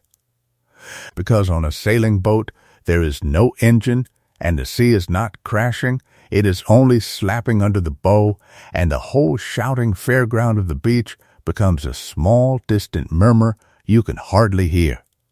People wrote about that moment more than almost anything else, not the going out, the going quiet. Some of them were sick. Obviously, there is a wonderful callousness in the accounts about this, in which the boatman is described as having seen the symptoms before the passenger has, and as having produced a bucket from under the seat with no comment whatsoever, and as having continued the conversation. And then there are the fishing trips, which are the boatman's better business, out at dawn or in the evening, with hand lines for mackerel when they are in, and there is nothing in the seaside year quite like the moment the mackerel arrive. They come in shoals along the coast in the summer, chasing the small fry, and when they are in, and everybody knows within an hour. You can see it from the cliff, a dark stain moving on the water with gulls going mad above it. Every boat in the town goes out. Hand lines over the side with a dozen hooks on each and a bit of bright feather or a strip of the last fish's belly for bait, and you feel 'em come on. 1, then 3, then 6 on the same line, and you haul it in hand over hand with the fish flashing and drumming. And the bottom of the boat feels with them, blue and grain and barred and absolutely shining, and they are cooked within the hour, and there is no better fish in the sea when it is that fresh, and by the next morning they are not the same thing at all. That is the honest reason mackerel are so celebrated on that coast and so indifferent everywhere else. They do not travel. You have to be standing there. And here, in the middle of all this pleasure, it is worth stopping for a second on the people whose town this was before anybody came. Because at the far end of the beach, past the machines and the deck chairs and the pierrots and the donkeys, there is a stretch of shingle that the visitors do not use much, and that is where the fishing boats are. They are pulled up in a row, bow onto the sea on greased skids, with a capstan at the top of the beach for hauling them, and around them there is the whole apparatus of a working fishery. Nets spread out to dry and be mended, coils of rope, barked sails hung on frames, stiff and dark brown from the cutch they are soaked in to stop them rotting. Wooden trays, baskets, a tar boiler, sheds built of old boat timbers in tarred black, some of them tall and narrow, 3 stories of net loft on a footprint the size of a table. And there is a smell down there which is not the holiday smell. It is fish and tar and salt and rotting weed, and it is the oldest smell in the town, and the visitors mostly keep away from it, which suits everybody. The boats go out at night. They come in the morning, and the fish is sold on the beach at once in the open from the baskets.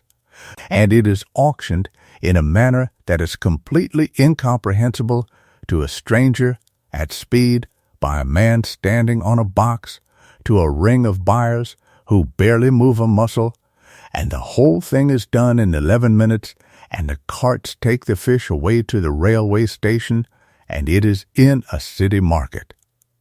That evening, and it is worth saying plainly that the men in that ring, and the men who caught the fish, and the women who are already at the trestles, gutting them with a knife they have used for 15 years, are working an entirely different day from the one going on 400 yards away up the beach. They begin in the dark. They are wet through most of the year.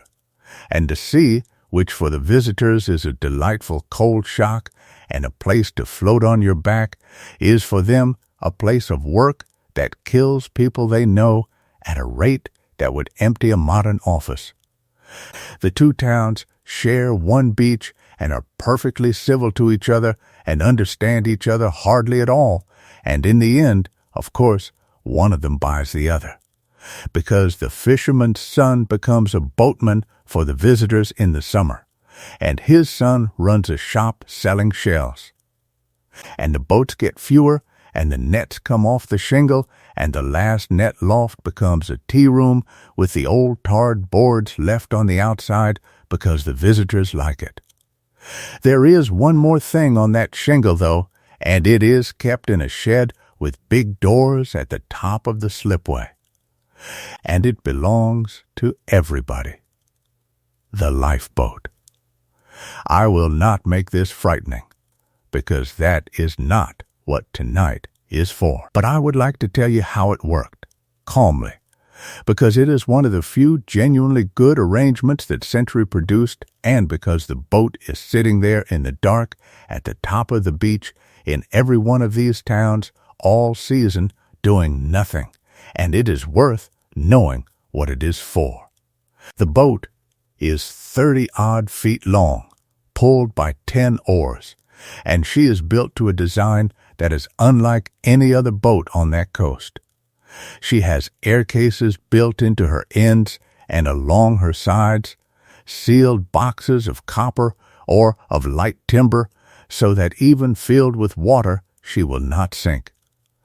She has heavy iron ballast low down and a deep keel, so that if a sea rolls her right over, she will come back up the other side and float upright, and there are, in the records of these boats, a number of occasions on which exactly that happened, and the crew came up with her. And she has relieving tubes through her floor with flaps on them, so that a boat filled to the thwarts by a breaking wave empties herself out through the bottom in less than a minute and is ready for the next one. She sits on a carriage with enormous broad wheels in a house at the head of the slip, with the doors facing the sea and a lamp over them. The crew are the fishermen and the boatmen, the same men who sold you a sail round the bay this afternoon. They are volunteers, paid a small sum for a launch and a slightly larger one for a service, and they are organized by a coxswain, who is chosen by them and who is, in every one of these towns, one of the 2 or 3 most respected people in it. Let me give him to you as he stands, because he will be in the doorway in a moment. He is a heavy-set, weather-brown man in his 50s, with a short gray beard and steady blue eyes. in an oiled canvas coat and a sou'wester and thigh boots with a bulky cork life belt buckled over the lot of it, and he has an entirely unhurried way of moving that is the single most reassuring thing on that beach. And the way it began was a sound. A maroon fired from the boathouse, two of them, a heavy thud and then a bang overhead that could be heard the length of the town and up into the streets behind. And every man on the crew, wherever he was, in bed, in the boat, at his tea, in the middle of a conversation with a visitor about the price of a sail, put down what he was holding and ran. And so did everybody else, which is the part people forget. Because a lifeboat on a carriage weighs several tons and has to be got across a beach and into the sea, and until the motor came there was only one way to do that, which was horses and men. The town kept an arrangement with a local carter for the horses at so much a launch, and they would be brought at a gallop and hooked on. And the rest of it was hands. 20, 40, 60 people on the drag ropes and at the wheels, in whatever they were wearing, in the middle of the night, in the rain, hauling that carriage down the shingle and out into the surf until the water was at their chests. And then the boat went off the carriage into the sea with the oars already out. And every single account of a launch from every town on this coast mentions the same thing, which is that half the people on those ropes were women. They are in the photographs. Skirts soaked to the waist, hair down, hauling on a rope and a line with everybody else in February at 2 a.m. It was so ordinary that nobody thought to say much about it at the time. And it took a century for anybody to look at those pictures properly. The launch is watched from the shore by whoever is left, and there is not a thing anybody there can do afterwards but stand and look, sometimes for 6 hours, sometimes for 9, and then the boat comes back and is counted. And that is the whole of it.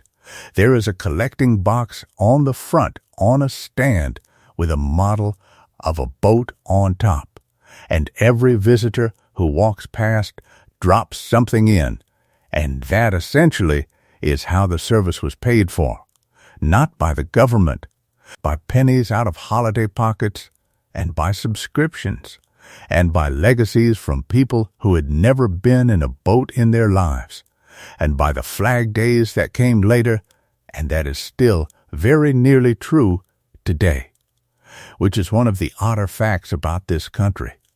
Now let us talk about the sea itself for a while, because we have been treating it as scenery, and it is not scenery, and because the way it moves is the most soothing thing I know of to think about slowly at this hour, twice a day, everywhere on this coast. The water comes up the beach and goes back down again, and it does so with an accuracy that you can print in a table a year in advance. The moon is doing it.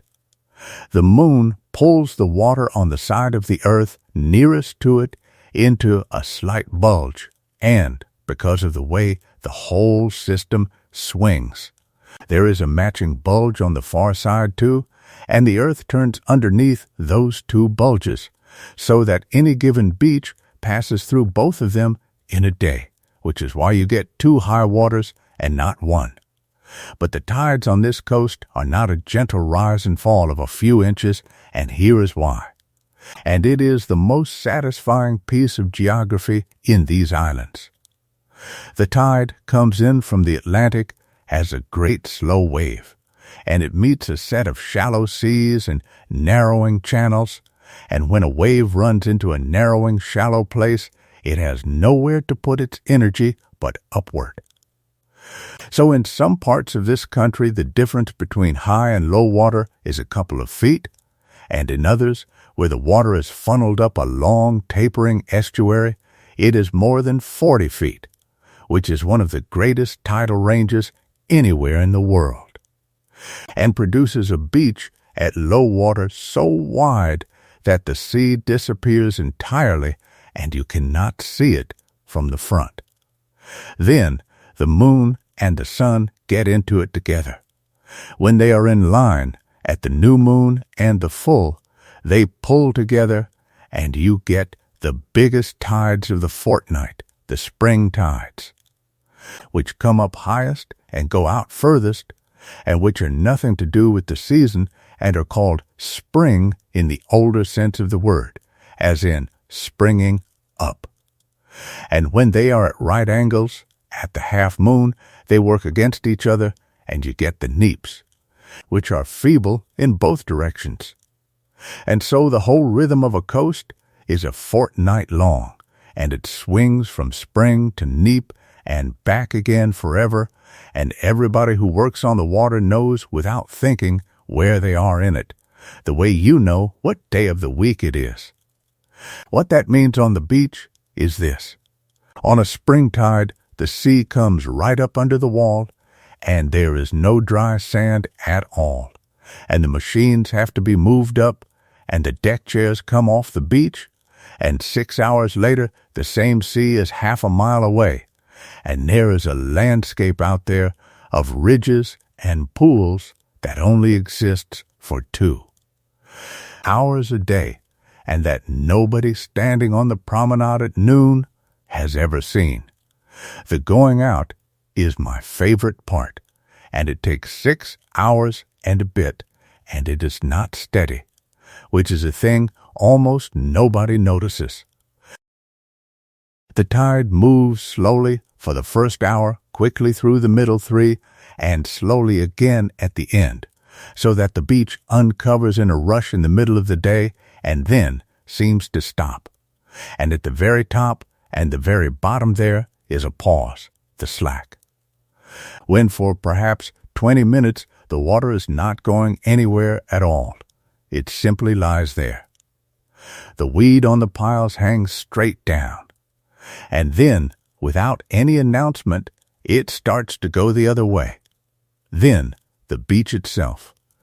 Because sand and shingle are not scenery either, they are a system. And the system is moving all the time, sideways.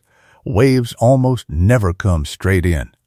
They come in at an angle, because the wind that made them was blowing from somewhere along the coast rather than straight at it.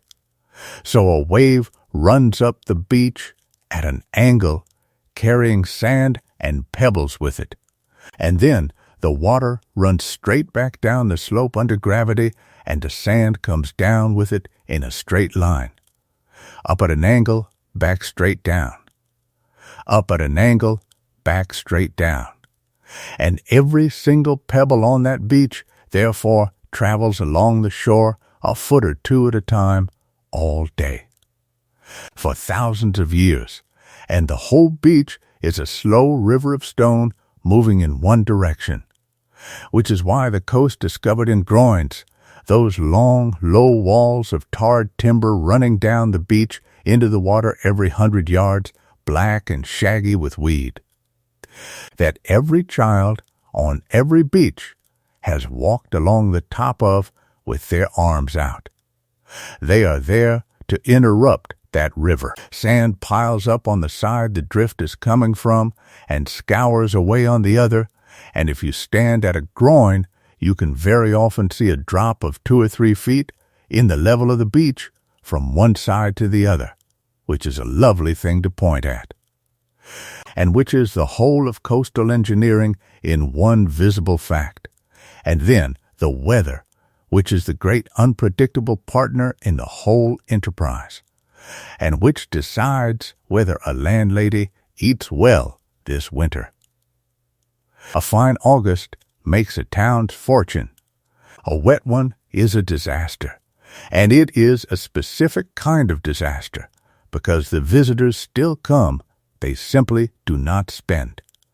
They sit in the lodging house window watching the rain go along the front sideways, and they do not hire a machine or a boat or a deck chair or a donkey. And they walk out onto the pier at the first break in the cloud and get soaked and come back, and the whole town's income falls by half. And so an enormous amount of ingenuity went into the wet day, and it produced some of the strangest and most wonderful buildings on the coast. The Winter Garden, which is a vast hall of iron and glass, like a railway station crossed with a greenhouse, kept warm, full of palms and ferns and a fountain and a great many chairs, in which a band plays and several thousand people walk slowly about in the dry, looking at each other, while it pours outside. The aquarium, which arrives in the 1870s with the invention of a tank that could keep sea creatures alive, and which is one of the great crazes of the age. Enormous dim halls with lit tanks along both sides and in the tanks. For the first time in the history of the world, ordinary people looking at living octopus and conger eel and sea anemone and lobster from the sea 100 yards away, and the accounts of the crowds at these things are extraordinary.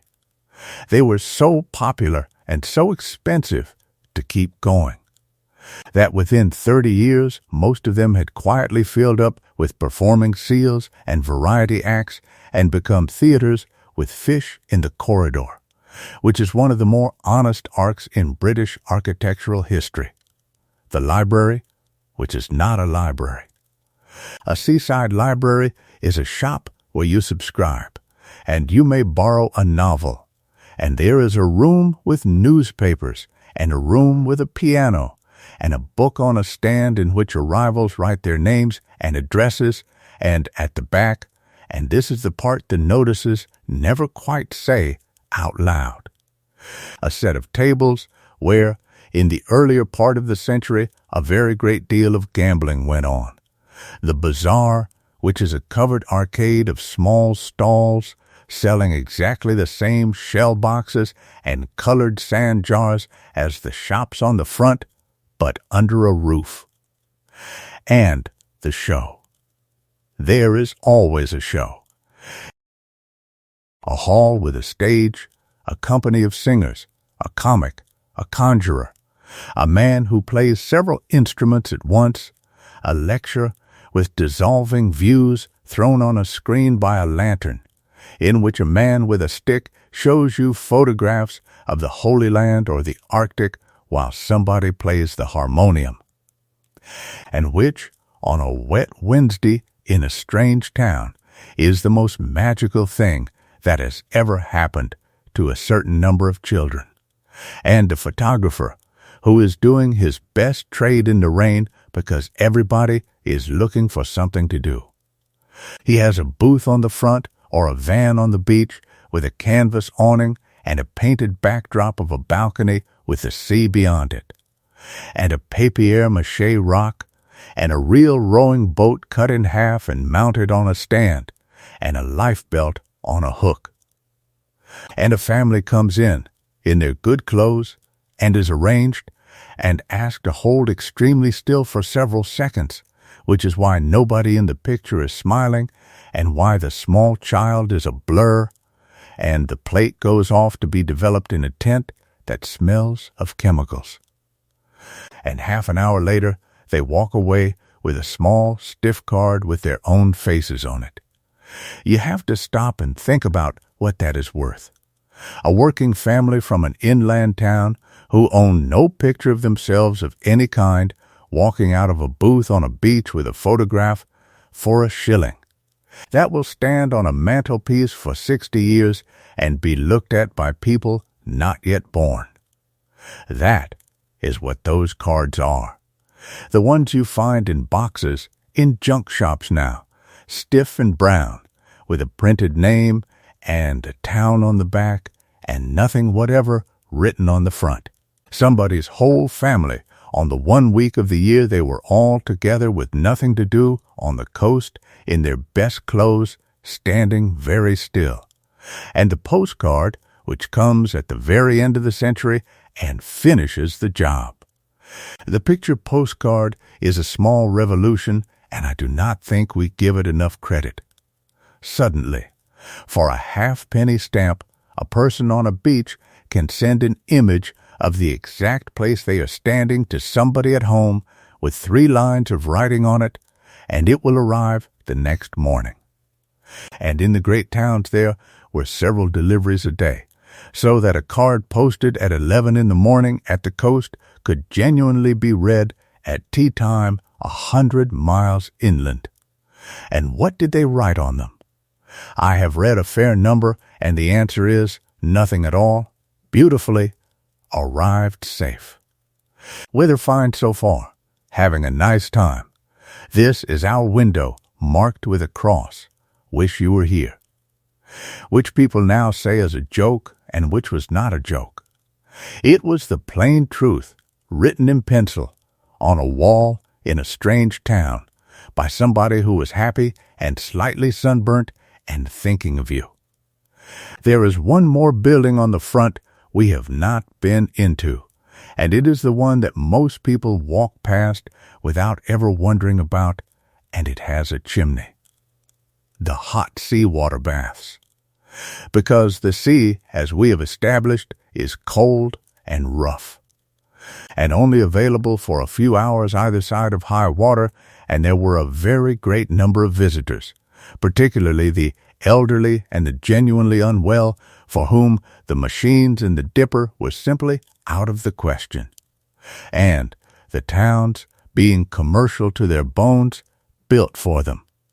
So on the front of almost every resort of any size there is a solid, respectable building, quite often with pillars, with a pipe running down the beach from it into the sea, and a small pumping engine inside, and a tall chimney at the back. Sea water is pumped up at high tide into reservoirs in the roof or in the basement, allowed to settle, and then heated by a boiler, and delivered along pipes to a range of private bathrooms, each with a door that locks, a mahogany surround, a bath of slate or of marble or of glazed earthenware, a chair, a mat, and a bell. You pay a shilling or 2 shillings for the better sort of room, and you go in, and an attendant runs you a bath of hot seawater at whatever temperature has been prescribed for you, and you get into it, in private, in the warm, with the sea 100 feet away, outside, doing something violent, and you lie there. They offered the whole catalogue: hot baths, tepid baths, cold plunges for the brave shower baths, which at this date meant an alarming perforated ring above your head, fed from a tank and released by pulling a cord. Vapor baths, in which you sat on a stool inside a wooden cabinet with your head sticking out of a hole in the top while steam was let in around you, which is an image that has never stopped being funny.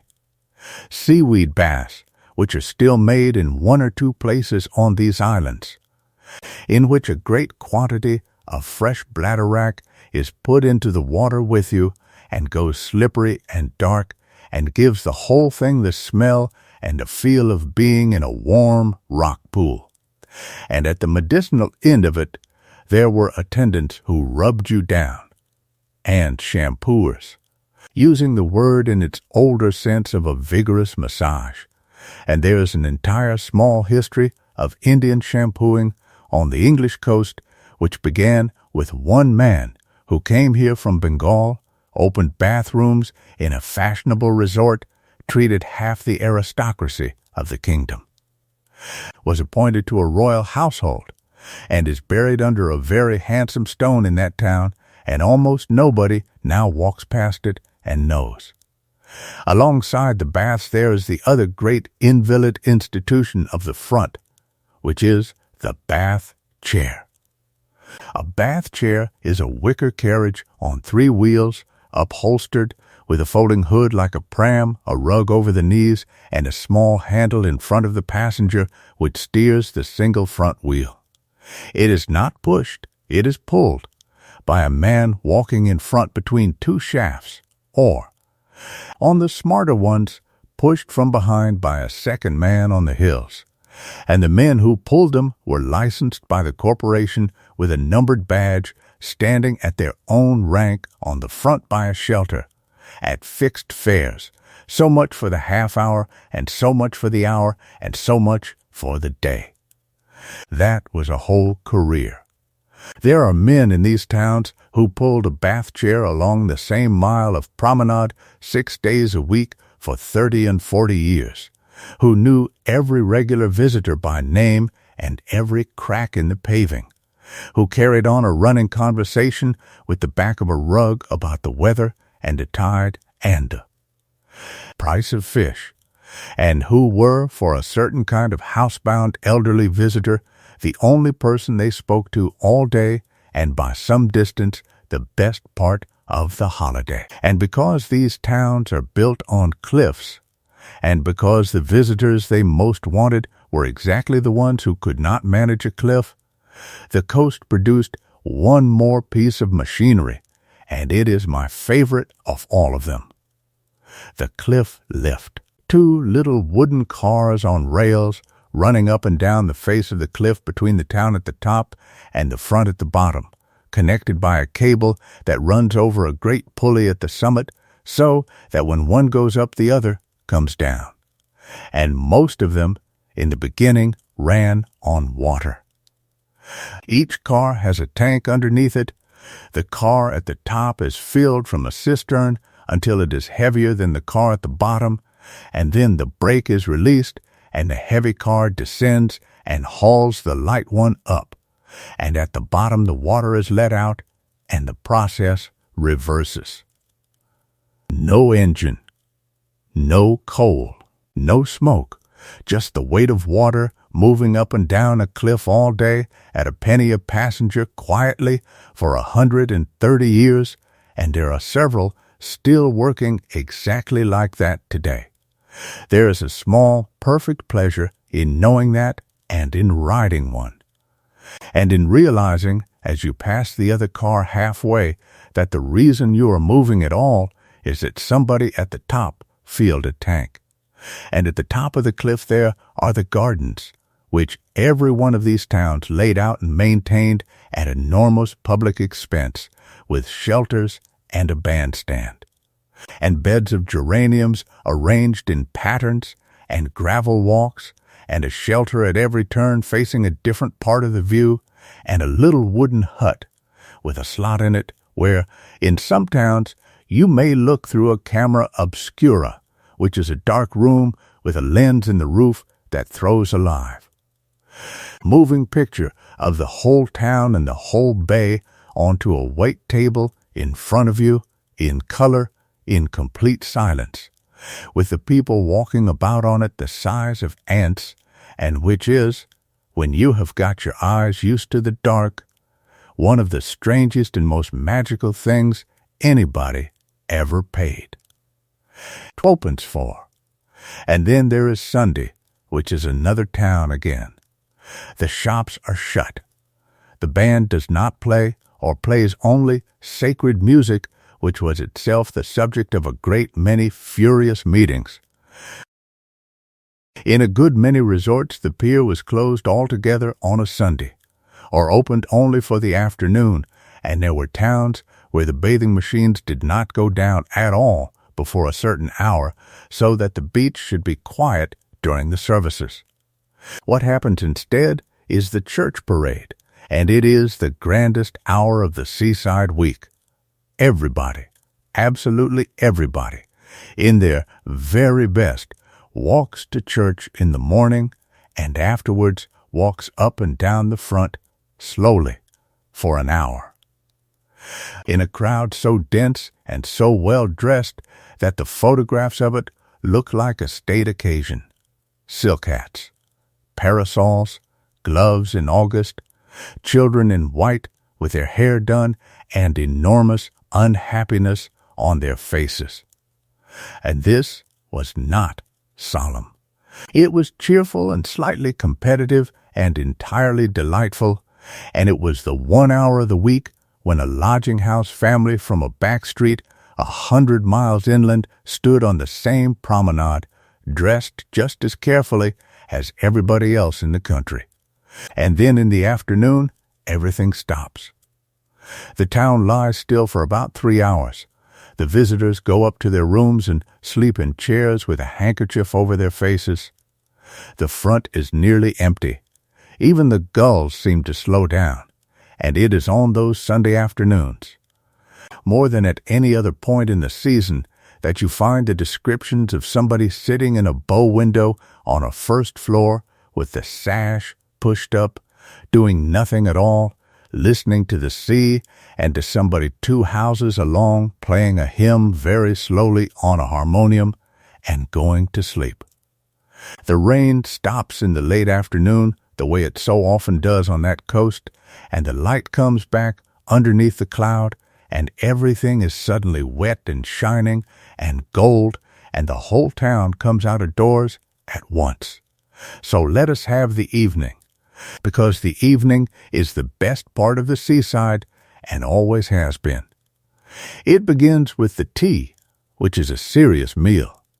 The visitors go up to their lodgings at 5:30 and eat in their own sitting rooms with the window open and the noise of the front coming up, and then at about 7, when the sun is getting low and the heat has gone out of the day and the light on the water is turned, everybody goes down onto the promenade. And now the promenade does the thing it was built for. Several thousand people in their best clothes walking slowly in both directions along a wide flat surface beside the sea for about 2 hours. That is the entire activity. Nobody is going anywhere. You walk to the end and you turn round and you walk back and you do it again, and you meet the same faces coming the other way 4 times in an evening, and by the 3rd time you nod. The parade is a social machine, and everybody understands the rules perfectly without any of them ever having been written down.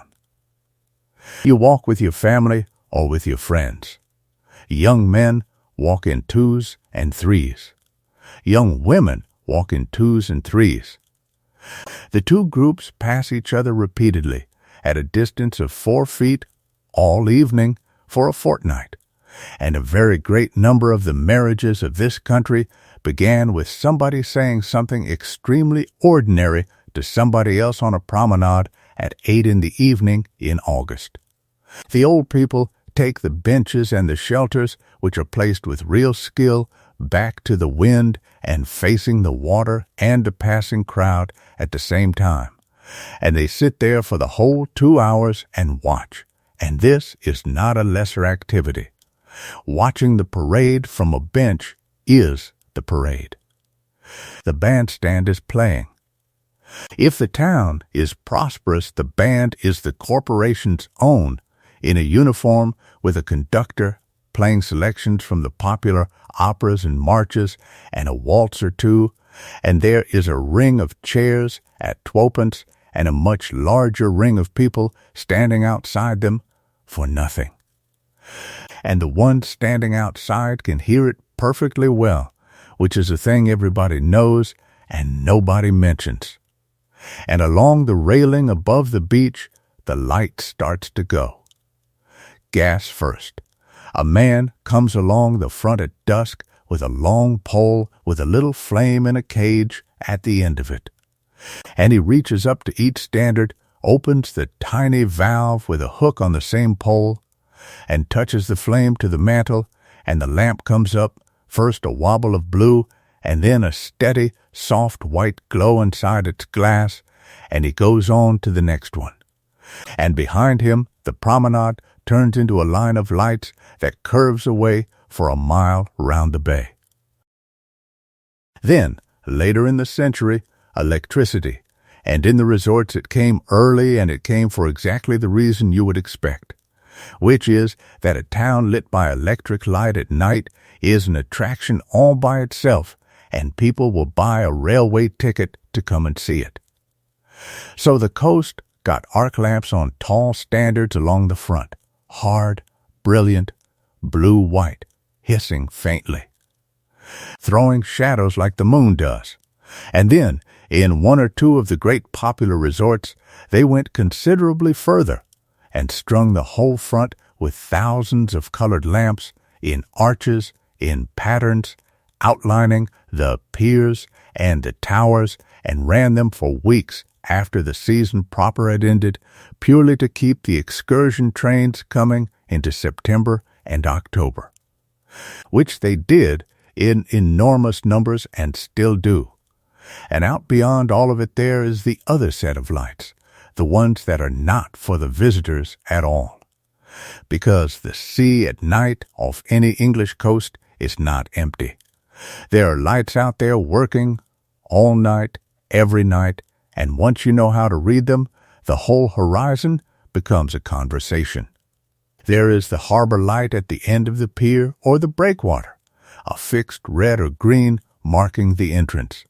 There is the lightship if there is a sandbank offshore, which is a small, stout vessel moored permanently in the worst place on the coast, with a lantern upper mast and a crew of men living aboard her for weeks at a time, going nowhere, rolling, with the whole point of their existence being to sit exactly on top of the danger so that nobody else finds it. And there is the lighthouse. There is nearly always a lighthouse in view somewhere along that coast, and its light is the most restful thing in the entire evening, because it is completely regular and it will still be doing it when everybody is asleep. The way it works is worth 2 quiet minutes, because it is one of the loveliest pieces of engineering ever built, and it looks like nothing at all from outside. Inside the lantern at the top there is a lamp, oil at first, burning a wick or several wicks inside a glass chimney. A lamp like that, on its own, is visible for perhaps 3 miles, which is nowhere near enough. So the light is wrapped in glass, not a lens in the ordinary sense, a great barrel-shaped assembly of dozens of separate rings of glass, each cut with a slightly different angle, mounted in a brass frame around the flame, and the whole thing is taller than a person and beautiful in a way that no photograph has ever quite conveyed. Each ring bends the light that strikes it into a horizontal beam. The rings above and below the center are prisms which catch the light going up and down and turn it, by internal reflection, back into that same horizontal beam. So instead of a lamp shining uselessly at the sky and the sea, you have every scrap of light gathered up and thrown out flat across the water in a sheet, and the effect is that a flame you could cover with your hand becomes a light that can be seen 20 miles away. And then the whole assembly is made to turn, slowly on rollers or in the later ones, floating on a bath of mercury so that a structure weighing several tons can be moved with one finger. It is driven by a clockwork train with a heavy weight on a wire, and the weight descends the whole height of the tower over some hours, and the keeper winds it up again, all night, every night, at fixed intervals. And because the lens is turning, the flat sheet of light sweeps round the horizon like the hand of a clock, and from a beach you do not see a steady light, you see a beam come round, and pass, and come round again. And the interval between the flashes is different at every lighthouse on the coast deliberately, so that a ship's master with a watch can count the seconds, look it up, and know precisely which piece of coast he is looking at. Every light on that coast has a name and a rhythm, and they are all different. And men learn them the way you learn faces. The keepers live up there, 2 or 3 of them together, in circular rooms stacked one above another up the inside of the tower, with curved furniture made to fit the walls and a bed shaped like a wedge. And they keep watches through the night in the lantern room, trimming the wicks, polishing the brass, winding the weight, watching the weather, writing in the log, and going down at the end of it to sleep while the other man goes up. And the visitors down on the front, walking slowly past the ice cream barrel at 9 in the evening, see the beam go round over their heads and think nothing of it whatever. Now the last train. Because the day trippers have to go home, and this is the great melancholy hour of the seaside day, and it is entirely different in character from everything that came before it. At about 8, the flow along the front reverses. Everybody who came in the morning and is not staying begins to move in a slow river up the hill towards the station, carrying children who were asleep on shoulders and buckets and paper bags, and, quite often, a stick of rock and a bunch of seaweed and a live crab in a jar which is not going to survive the journey. The station at that hour is packed to the walls, and the excursion trains go out one after another at intervals of a few minutes, and there is a particular sound to a departing excursion train which is unlike any other train in history, which is that it is singing. Every account mentions it. The carriage is full of people who have been in the sun all day, going home, singing all the way. For 2 hours, the whole train, with the windows down. And then the last one goes, and the station empties, and the porters sweep, and the town is left with only its own people and its lodgers in it, and it goes very quiet, very quickly. The promenade at 10 at night is one of the great quiet pleasures of the whole century. The lamps are lit all the way round the bay. The band has packed up, and the bandstand is dark. The deck chairs are stacked and roped. The machines are drawn up above the tide line in their rows with their shafts down like a herd of animals sleeping. The pier is lit, but the pavilion has emptied, and the last few people are walking back along it, and their footsteps on the boards can be heard from the beach. And the sea, which has been the background to a fairground all day, comes forward now that there is nothing to compete with it, and you realize that it has been making that noise the entire time.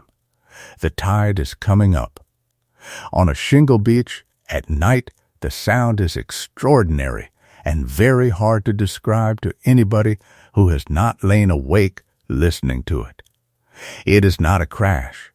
It is a long collapse, and then, after it, a dragging rattle as the water goes back down through the stones and takes 10,000 of them with it. A noise like a great slow handful of gravel poured out very slowly, and then a pause, and then it happens again, endlessly, all night, at intervals of about 8 seconds. On a sand beach, it is softer and lower and further away, and it is mostly a hush, a long exhalation with the small slap of the actual breaking under it. And it is the reason people slept at the seaside. Every single account of a first night in a lodging house says the same thing, that they went to bed with the window open because the room was hot, that the noise was startling at first and they thought they would never sleep through it, and that they woke up 9 hours later, which had not happened to them in years, up in the house the last of the evening. The landlady has been down in the basement since 8:30, and the kitchen is finally clear, and she is sitting with her boots off and her feet on a stool, and the girl who comes in daily has gone home, and there is a cat, because there is always a cat. On the first floor, in the front room, a family has the window open and the lamp lit and is playing cards at the round table, and the father, who has been asleep in a deck chair for 2 hours this afternoon and does not admit it, is winning. On the floor above, a man is standing at the window in his shirt sleeves with the light off, looking out at the lamps going round the bay and the dark water beyond them, doing nothing at all for a very long time, which is the thing he came for and does not know how to say. And up under the roof, in the hot little room with the square window, 4 children who have been in the sea on a donkey, up the pier, and out to the end of a groin, and who have eaten shrimps and rock and an ice out of a glass, and who have sand in the bed, are asleep on top of the covers, arms flung out, absolutely gone. Outside, the gas lamps burn all night, because the corporation resolved that they should, at a meeting, after an argument about the cost, which was recorded in the minutes, and which is why there is a soft, warm line of light standing along the edge of the land at 3 a.m, with nobody at all to see it except a man walking a dog and the crews of the boats going out. Those boats go out at about 11, and if you are still awake, you can watch them from the window. They come down the shingle on the skids with half a dozen men to each one, walking her down with the greased boards being carried from the stern to the bow and laid again as she passes over them, which is one of the oldest pieces of choreography on this coast and is done in almost complete silence because everybody knows their part.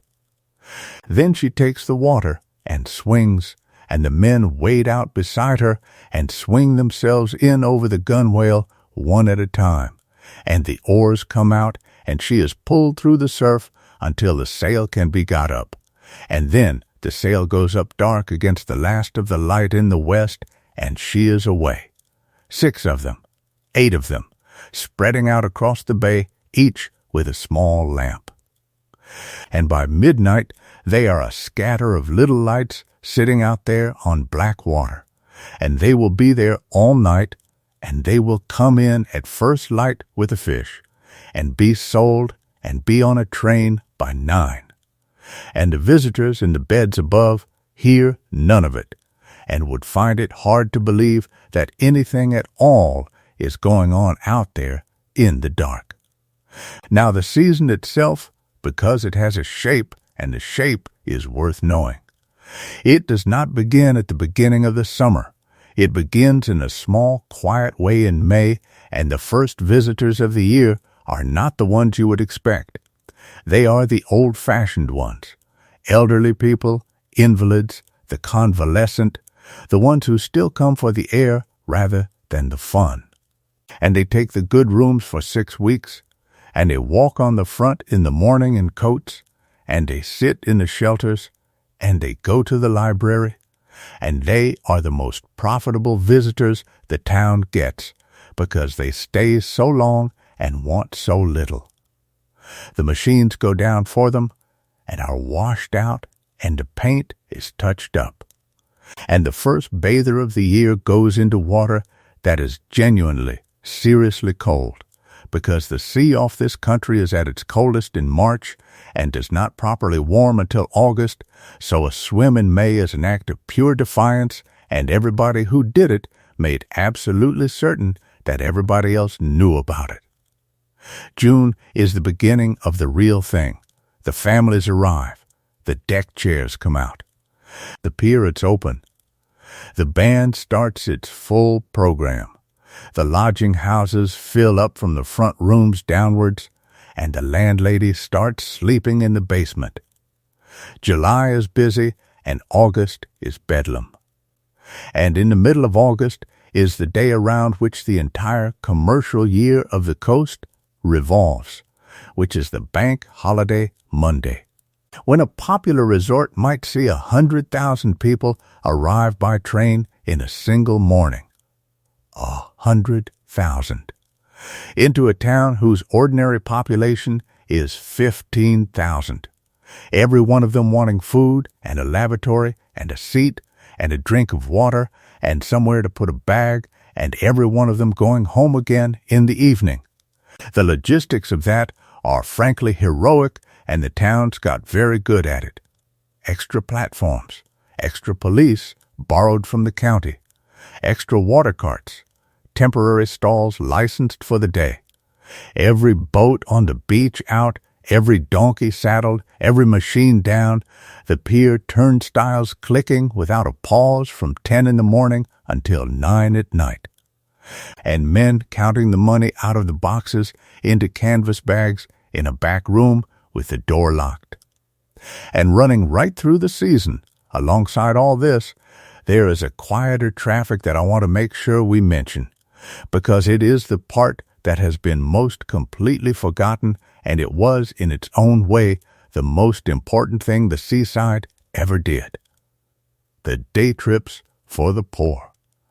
Every chapel, every Sunday school, every temperance society, every works, every friendly society, and half the charities in the industrial cities ran an annual outing, and for the great majority of the children on those trains, it was the only day of the year that was not like the other days. They came in their hundreds, marshaled in lines behind a banner, with a brass band at the head of them, each with a paper bag containing a bun and an orange, and a numbered ticket pinned to their coat so that they could be counted onto the train at the end of the day, and were walked down to the beach in a crocodile and released. And there are accounts of that moment written by the teachers and the ministers who organized it, and they are almost too much.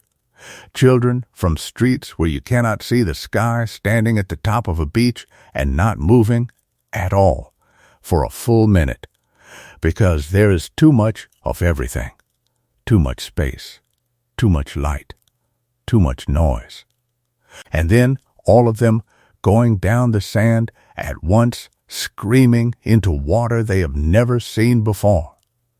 And there were the charities that did more than a day, and took the sickest children out of the worst courts and alleys of the cities for a fortnight in a convalescent home on the coast, which was a real thing, funded by subscription, running in every resort, and which sent an enormous number of children home in a state that their own mothers did not recognize, because it turns out that a fortnight of sea air, food, and sleep will do things to an undernourished child that no medicine of that century could touch.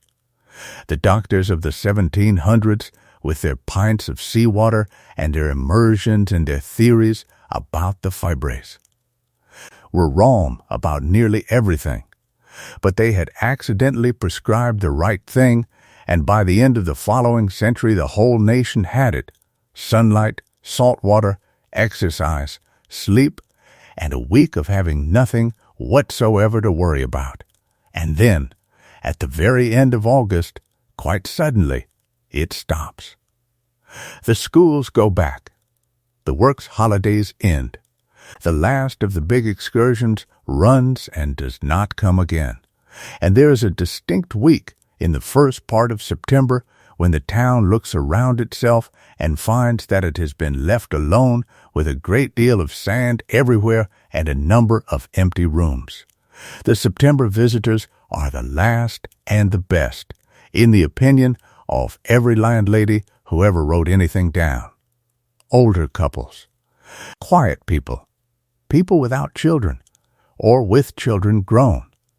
They come because it is cheaper by a third, and because the weather in September on this coast is very often better than August, and because the sea at last, after 5 months of slowly taking in heat, is warm. That is the great secret of the English seaside, and it never has been widely believed. The sea is at its warmest in the first fortnight of September, weeks after everybody has gone home. The old bathers knew it, and the fishermen knew it, and the dippers knew it, and they had the water to themselves. Then the light starts going earlier. The gas lamps come on at 8 instead of 9, then 7:30. There is the first evening with a real chill in it, when the shelters on the front fill up with people who have brought a rug. The Pirates do their last show to a crowd of 40, and the comic makes a joke about it. The band plays its final program of the season on a Saturday, and the corporation makes a small speech, and everybody applauds, and the chairs are stacked. And then the town takes itself apart methodically over about 3 weeks. And this is one of the most satisfying processes in the whole year. The deck chairs come in, are counted, are stacked in a store under the arches, and the broken ones are put aside for mending in the winter. The tents come down and the canvas is dried, because canvas put away wet is canvas ruined, and it is spread out over the seawall on the first good day like an enormous washing line. The pierrot stage is dismantled plank by plank and carried up the beach. The donkeys go inland to a field for 6 months and stand about in it doing nothing, which they appear to enjoy enormously. And the bathing machines are drawn up. That is the moment when the season is really over, and I would like you to see it. Because it is the last picture of the summer, and it is a strange and lovely one. The horses come down for the last time, and the machines are hitched, one after another, and hauled up the beach, not to their usual stand at the top of the sand, but right up above the highest reach of the winter tides, onto the shingle bank, or the hard standing under the wall, or into a corner of the yard behind the boathouse. And they are drawn up in close rows, side by side, with their shafts down and their steps folded, wheel to wheel, facing inland. Then the hoods are taken off and rolled and stored. The doors are shut and, at some towns, barred with a plank across the whole row. The wheels are chocked, and the tarpaulins are lashed over the roofs against the winter. And the whole thing has the exact appearance of a fleet laid up, and they sit there, 40 or 60 of them, all winter, in the dark, in the rain, with the sea working away 200 yards below them, gathering weed on the wheels and salt on the paint, in rows, patiently, until May. Which leaves the winter, and I have been looking forward to this part all evening, because the winter seaside town is one of my favorite places in the world, and hardly anybody ever describes it. The visitors have this idea that these towns close. They do not close. They simply stop performing, and the people who live in them get their own town back, and the change is enormous. The front is empty. That is the first and best thing. 1.5 miles of promenade, built to hold 10,000 people, with 4 on it, a man walking a dog, a woman going to the shops the long way round because the sea is up and it is worth looking at, and a boy on the seawall throwing stones. The shelters, which in August you could not get a seat in, stand open and swept and completely unoccupied, facing a gray, shining sea with the wind coming straight through them. The pier is shut, or half shut, with a chain across the turnstile and the pavilion dark, and out at the end of it a small group of men are working, because winter is when the pier gets its repairs. And there are men down on staging under the deck, with paint and hammers, scraping the piles, replacing bolts, checking every one of those screw foundations all through the cold months so that the thing is sound for the summer. The lodging houses are shut up floor by floor, blinds down, furniture under sheets, fires unlit in 11 grates. And in the basement kitchen and the back parlor, for the first time since April, the family who own it are living in their own house. That is the part I always think about. There is a distinct day in October when the landlady goes up to the first floor front, the best room in the house, the one with the bow window and the sea, which has been occupied by strangers continuously since Easter, and takes the covers off and lights the fire in it and sits down in the good chair with the sea in the window. In the middle of the afternoon, with a cup of tea, in her own front room, and she does the accounts. And she works out whether it has been a good year and what can be mended and whether the roof can wait another 12-month. And then, all winter, she and the family go through the house, room by room, doing everything that could not be done while it was full. Mending sheets, turning mattresses, painting the passage, papering the second floor back, cleaning the range properly, which cannot be done in August, mending the deck chairs, making the beds ready for a season that is 6 months away and which is the entire income of the household. And down at the far end of the beach, at the boats, the winter is not a rest at all, because the winter is when the fishing is. That is the thing the holiday town obscures completely. The visitor's summer is the fisherman's slack season, when the fish are scattered and the money comes from taking people round the bay. The winter, hard as it is when the shoals come, and it is when the year's real earning is done, and it is done in December and January in an open boat. So on the shingle in the winter, there is more activity than there was in July. Boats being tarred and hauled up on their sides and having planks let in. Nets, forever nets, spread over the beach and over frames and over the seawall, being braided and mended and barked in the great copper of hot cutch, which turns them dark brown and makes them last, and which is done in a cloud of steam that smells like nothing else on earth.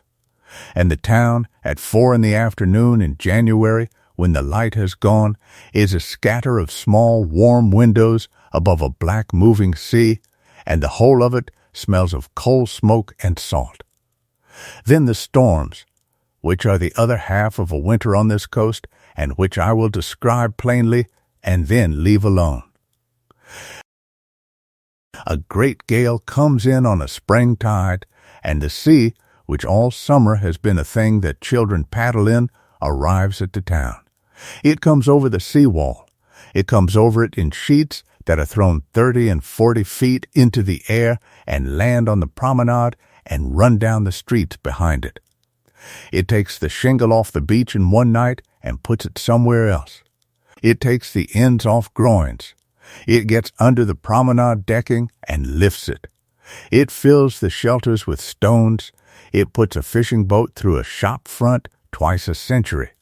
And every so often it takes a pier apart or a piece of one, and there are photographs from every decade of a pier with a hole in the middle of it and the pavilion standing out at the far end cut off, entirely undamaged. Waiting, and the town the next morning goes out and looks at it, all of it, every single person, in coats along the front, in a sort of communal appalled satisfaction, and then gets the shovels out. That happened and happens, and the people who live there build their year around the possibility of it, and it is precisely why the seawall is the shape that it is. Curved at the foot so that the water climbing it is turned back into itself, and why the corporation minutes are full of it, and why the men were down under the pier deck in February checking bolts. I promised no fear tonight, and there is none in it.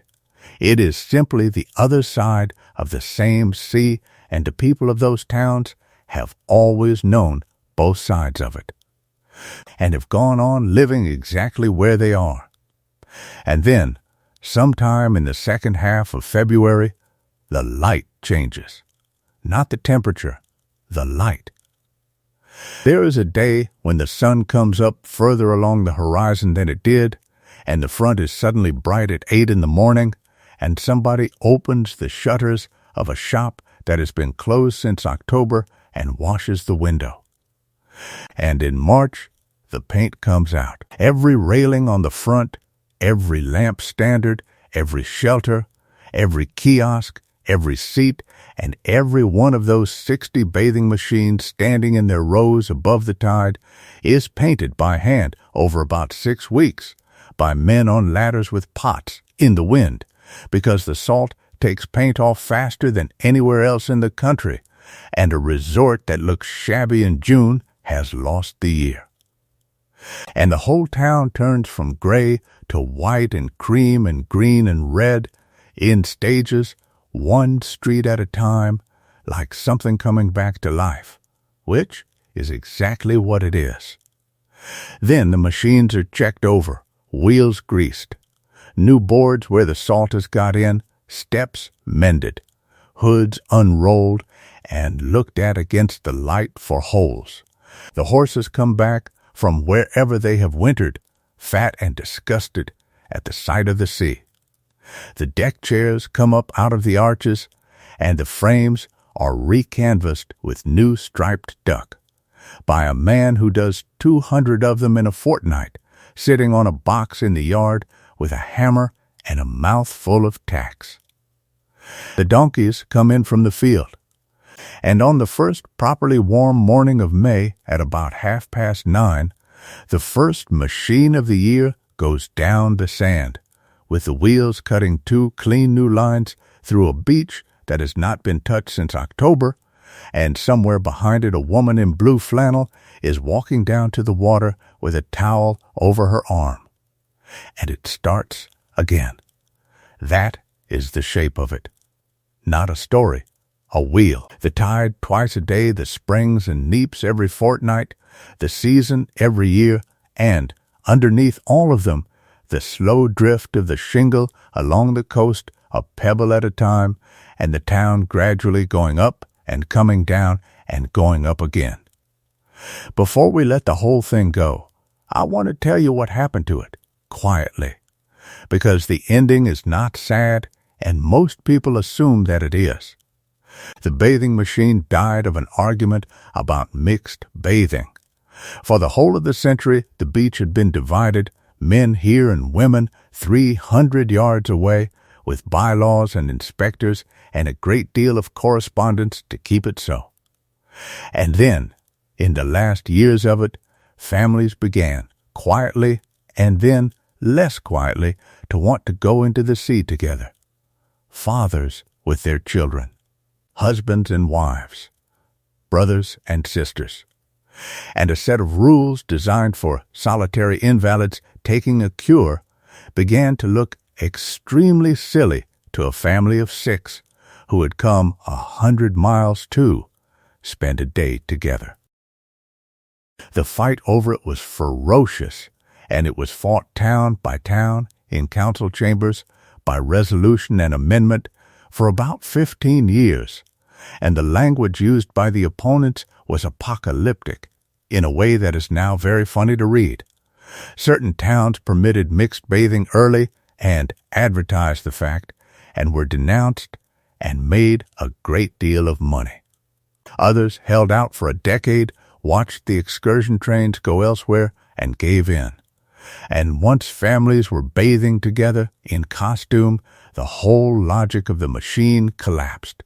If you are going into the sea in a suit that covers you from the neck to the knee in front of your own family, then you do not need a wooden hut to be pulled out into deep water so that nobody can see you. You need somewhere to change, that is all, and somewhere to put the basket. So the machine stopped going into the water. And here is the detail I have been saving all night, because I think it is one of the loveliest small facts in British history. They did not throw them away. They took the wheels off and the shafts, and they stood them in rows above the beach, and rented them out by the day, and then by the week, and then by the season, as a place to change and to sit, and to keep your things, and to make tea, and they painted them, and people began to leave a kettle in them, and a folding chair, and eventually a small mirror, and a picture, and a shelf. And that is what a beach hut is. Every beach hut on every English shore is the direct descendant of a bathing machine, and a great many of the early ones simply were bathing machines with the wheels taken off, and if you go and look along the row on any of a dozen beaches, you can still see it in the shape of them, the pitched roof, the tongued and grooved boards, the door at the end with the steps in front, and the whole thing built to a size that a horse could pull. The dippers went earlier and left almost nothing, a few names and a few local histories, a portrait or two, and a great many descriptions, all of them written by people who were startled by how strong she was. The piers were the great survivors, and the great casualties both. Something over 90 of them were built round these islands in a burst of about 70 years, and rather fewer than half of that number are still standing. Because a pier is a wooden and iron structure standing in salt water with a theater on the end of it, and the two things that happen to piers are storms and fire.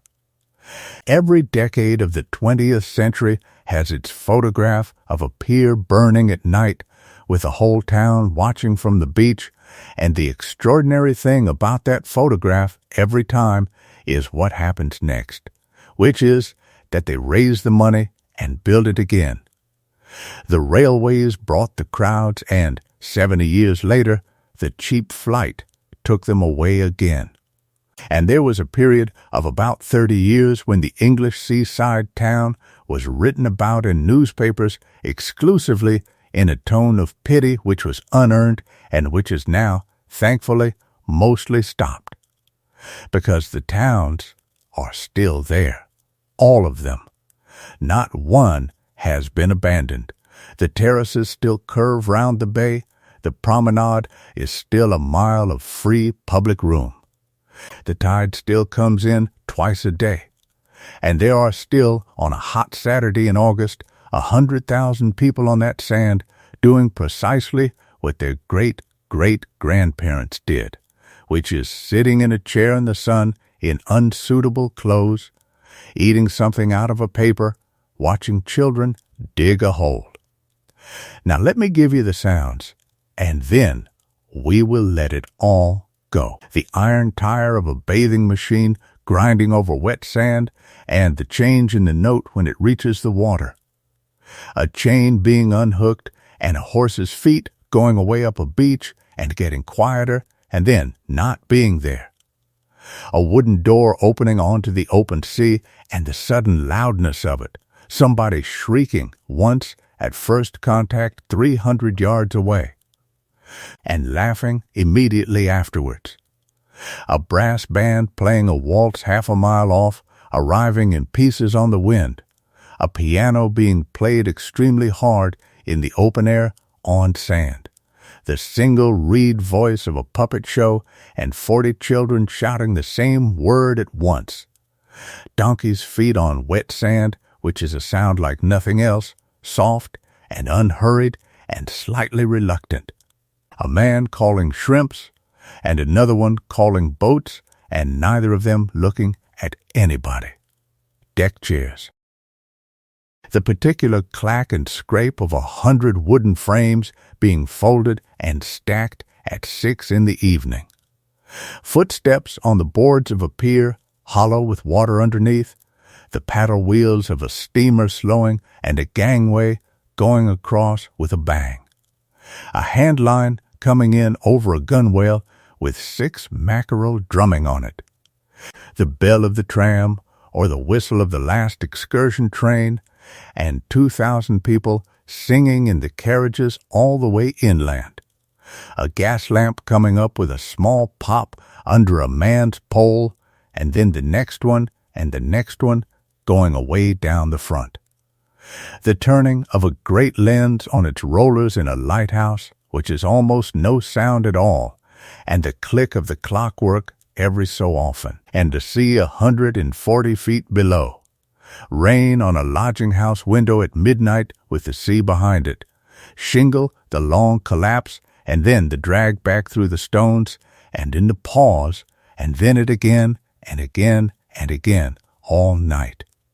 And under all of it, always the gulls, who were here before the doctors, and the machines, and the railway, and the piers, and who watched the entire thing arrive, and will watch it go, and who have never once been impressed by any of it.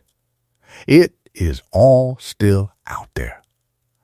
That is the last thing I want to leave with you, because this is not a vanished world. It is an inhabited one.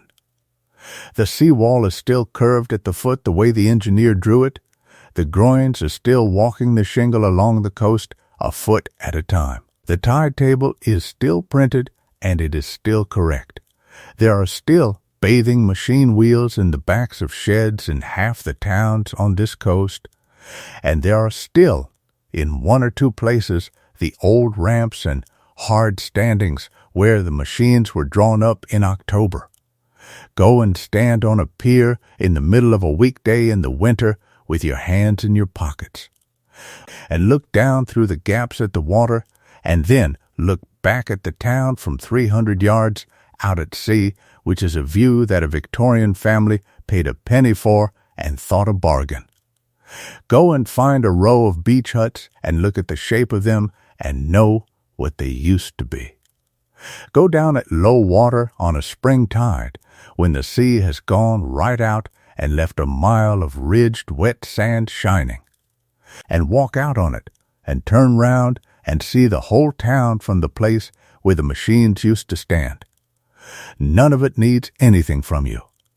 It was all there before you thought of it, and it will be doing exactly the same thing tomorrow, whether anybody watches or not.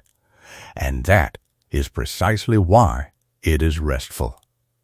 If this helped tonight, you might like the video and you might subscribe. And it genuinely does help these find other people who are lying awake at this hour. But only if you truly enjoyed it, and only once you have slept, because that can wait and sleep cannot. And if you have not already, leave your location and your local time in the comments below. Somebody in another country, in another season, is reading those comments right now at 3 a.m. and finding it a comfort to know that they are not the only one still awake. Neither are you. Thank you for spending the summer with me. Now, let all of it go. Let the machines stand in their rows above the tide with their shafts down. Let the horse go up the beach and into the yard and put its head over the door. Let the deck chairs be stacked and roped, and the tents be dry and folded, and the striped canvas be put away in the arch under the promenade until May. Let the last train go inland with the windows down and the singing getting fainter, and let the porters sweep the platform and turn the lamps down. Let the landlady sit for 10 minutes in the good chair in the front room with her boots off, and the fire in, and the sea in the window, and the whole house quiet above her. Let the lamps burn all night along the front with nobody at all to see them. Let the boats sit out in the dark with their small lights, and the lighthouse go round and round and round. And let the tide come up the beach in its own time and turn at the top and go back down again, the way it has done every day since long before any of this, and the way it will go on doing long after all of us have finished worrying about anything at all. It is out of your hands. It always was. Close your eyes. Good night and sweet dreams.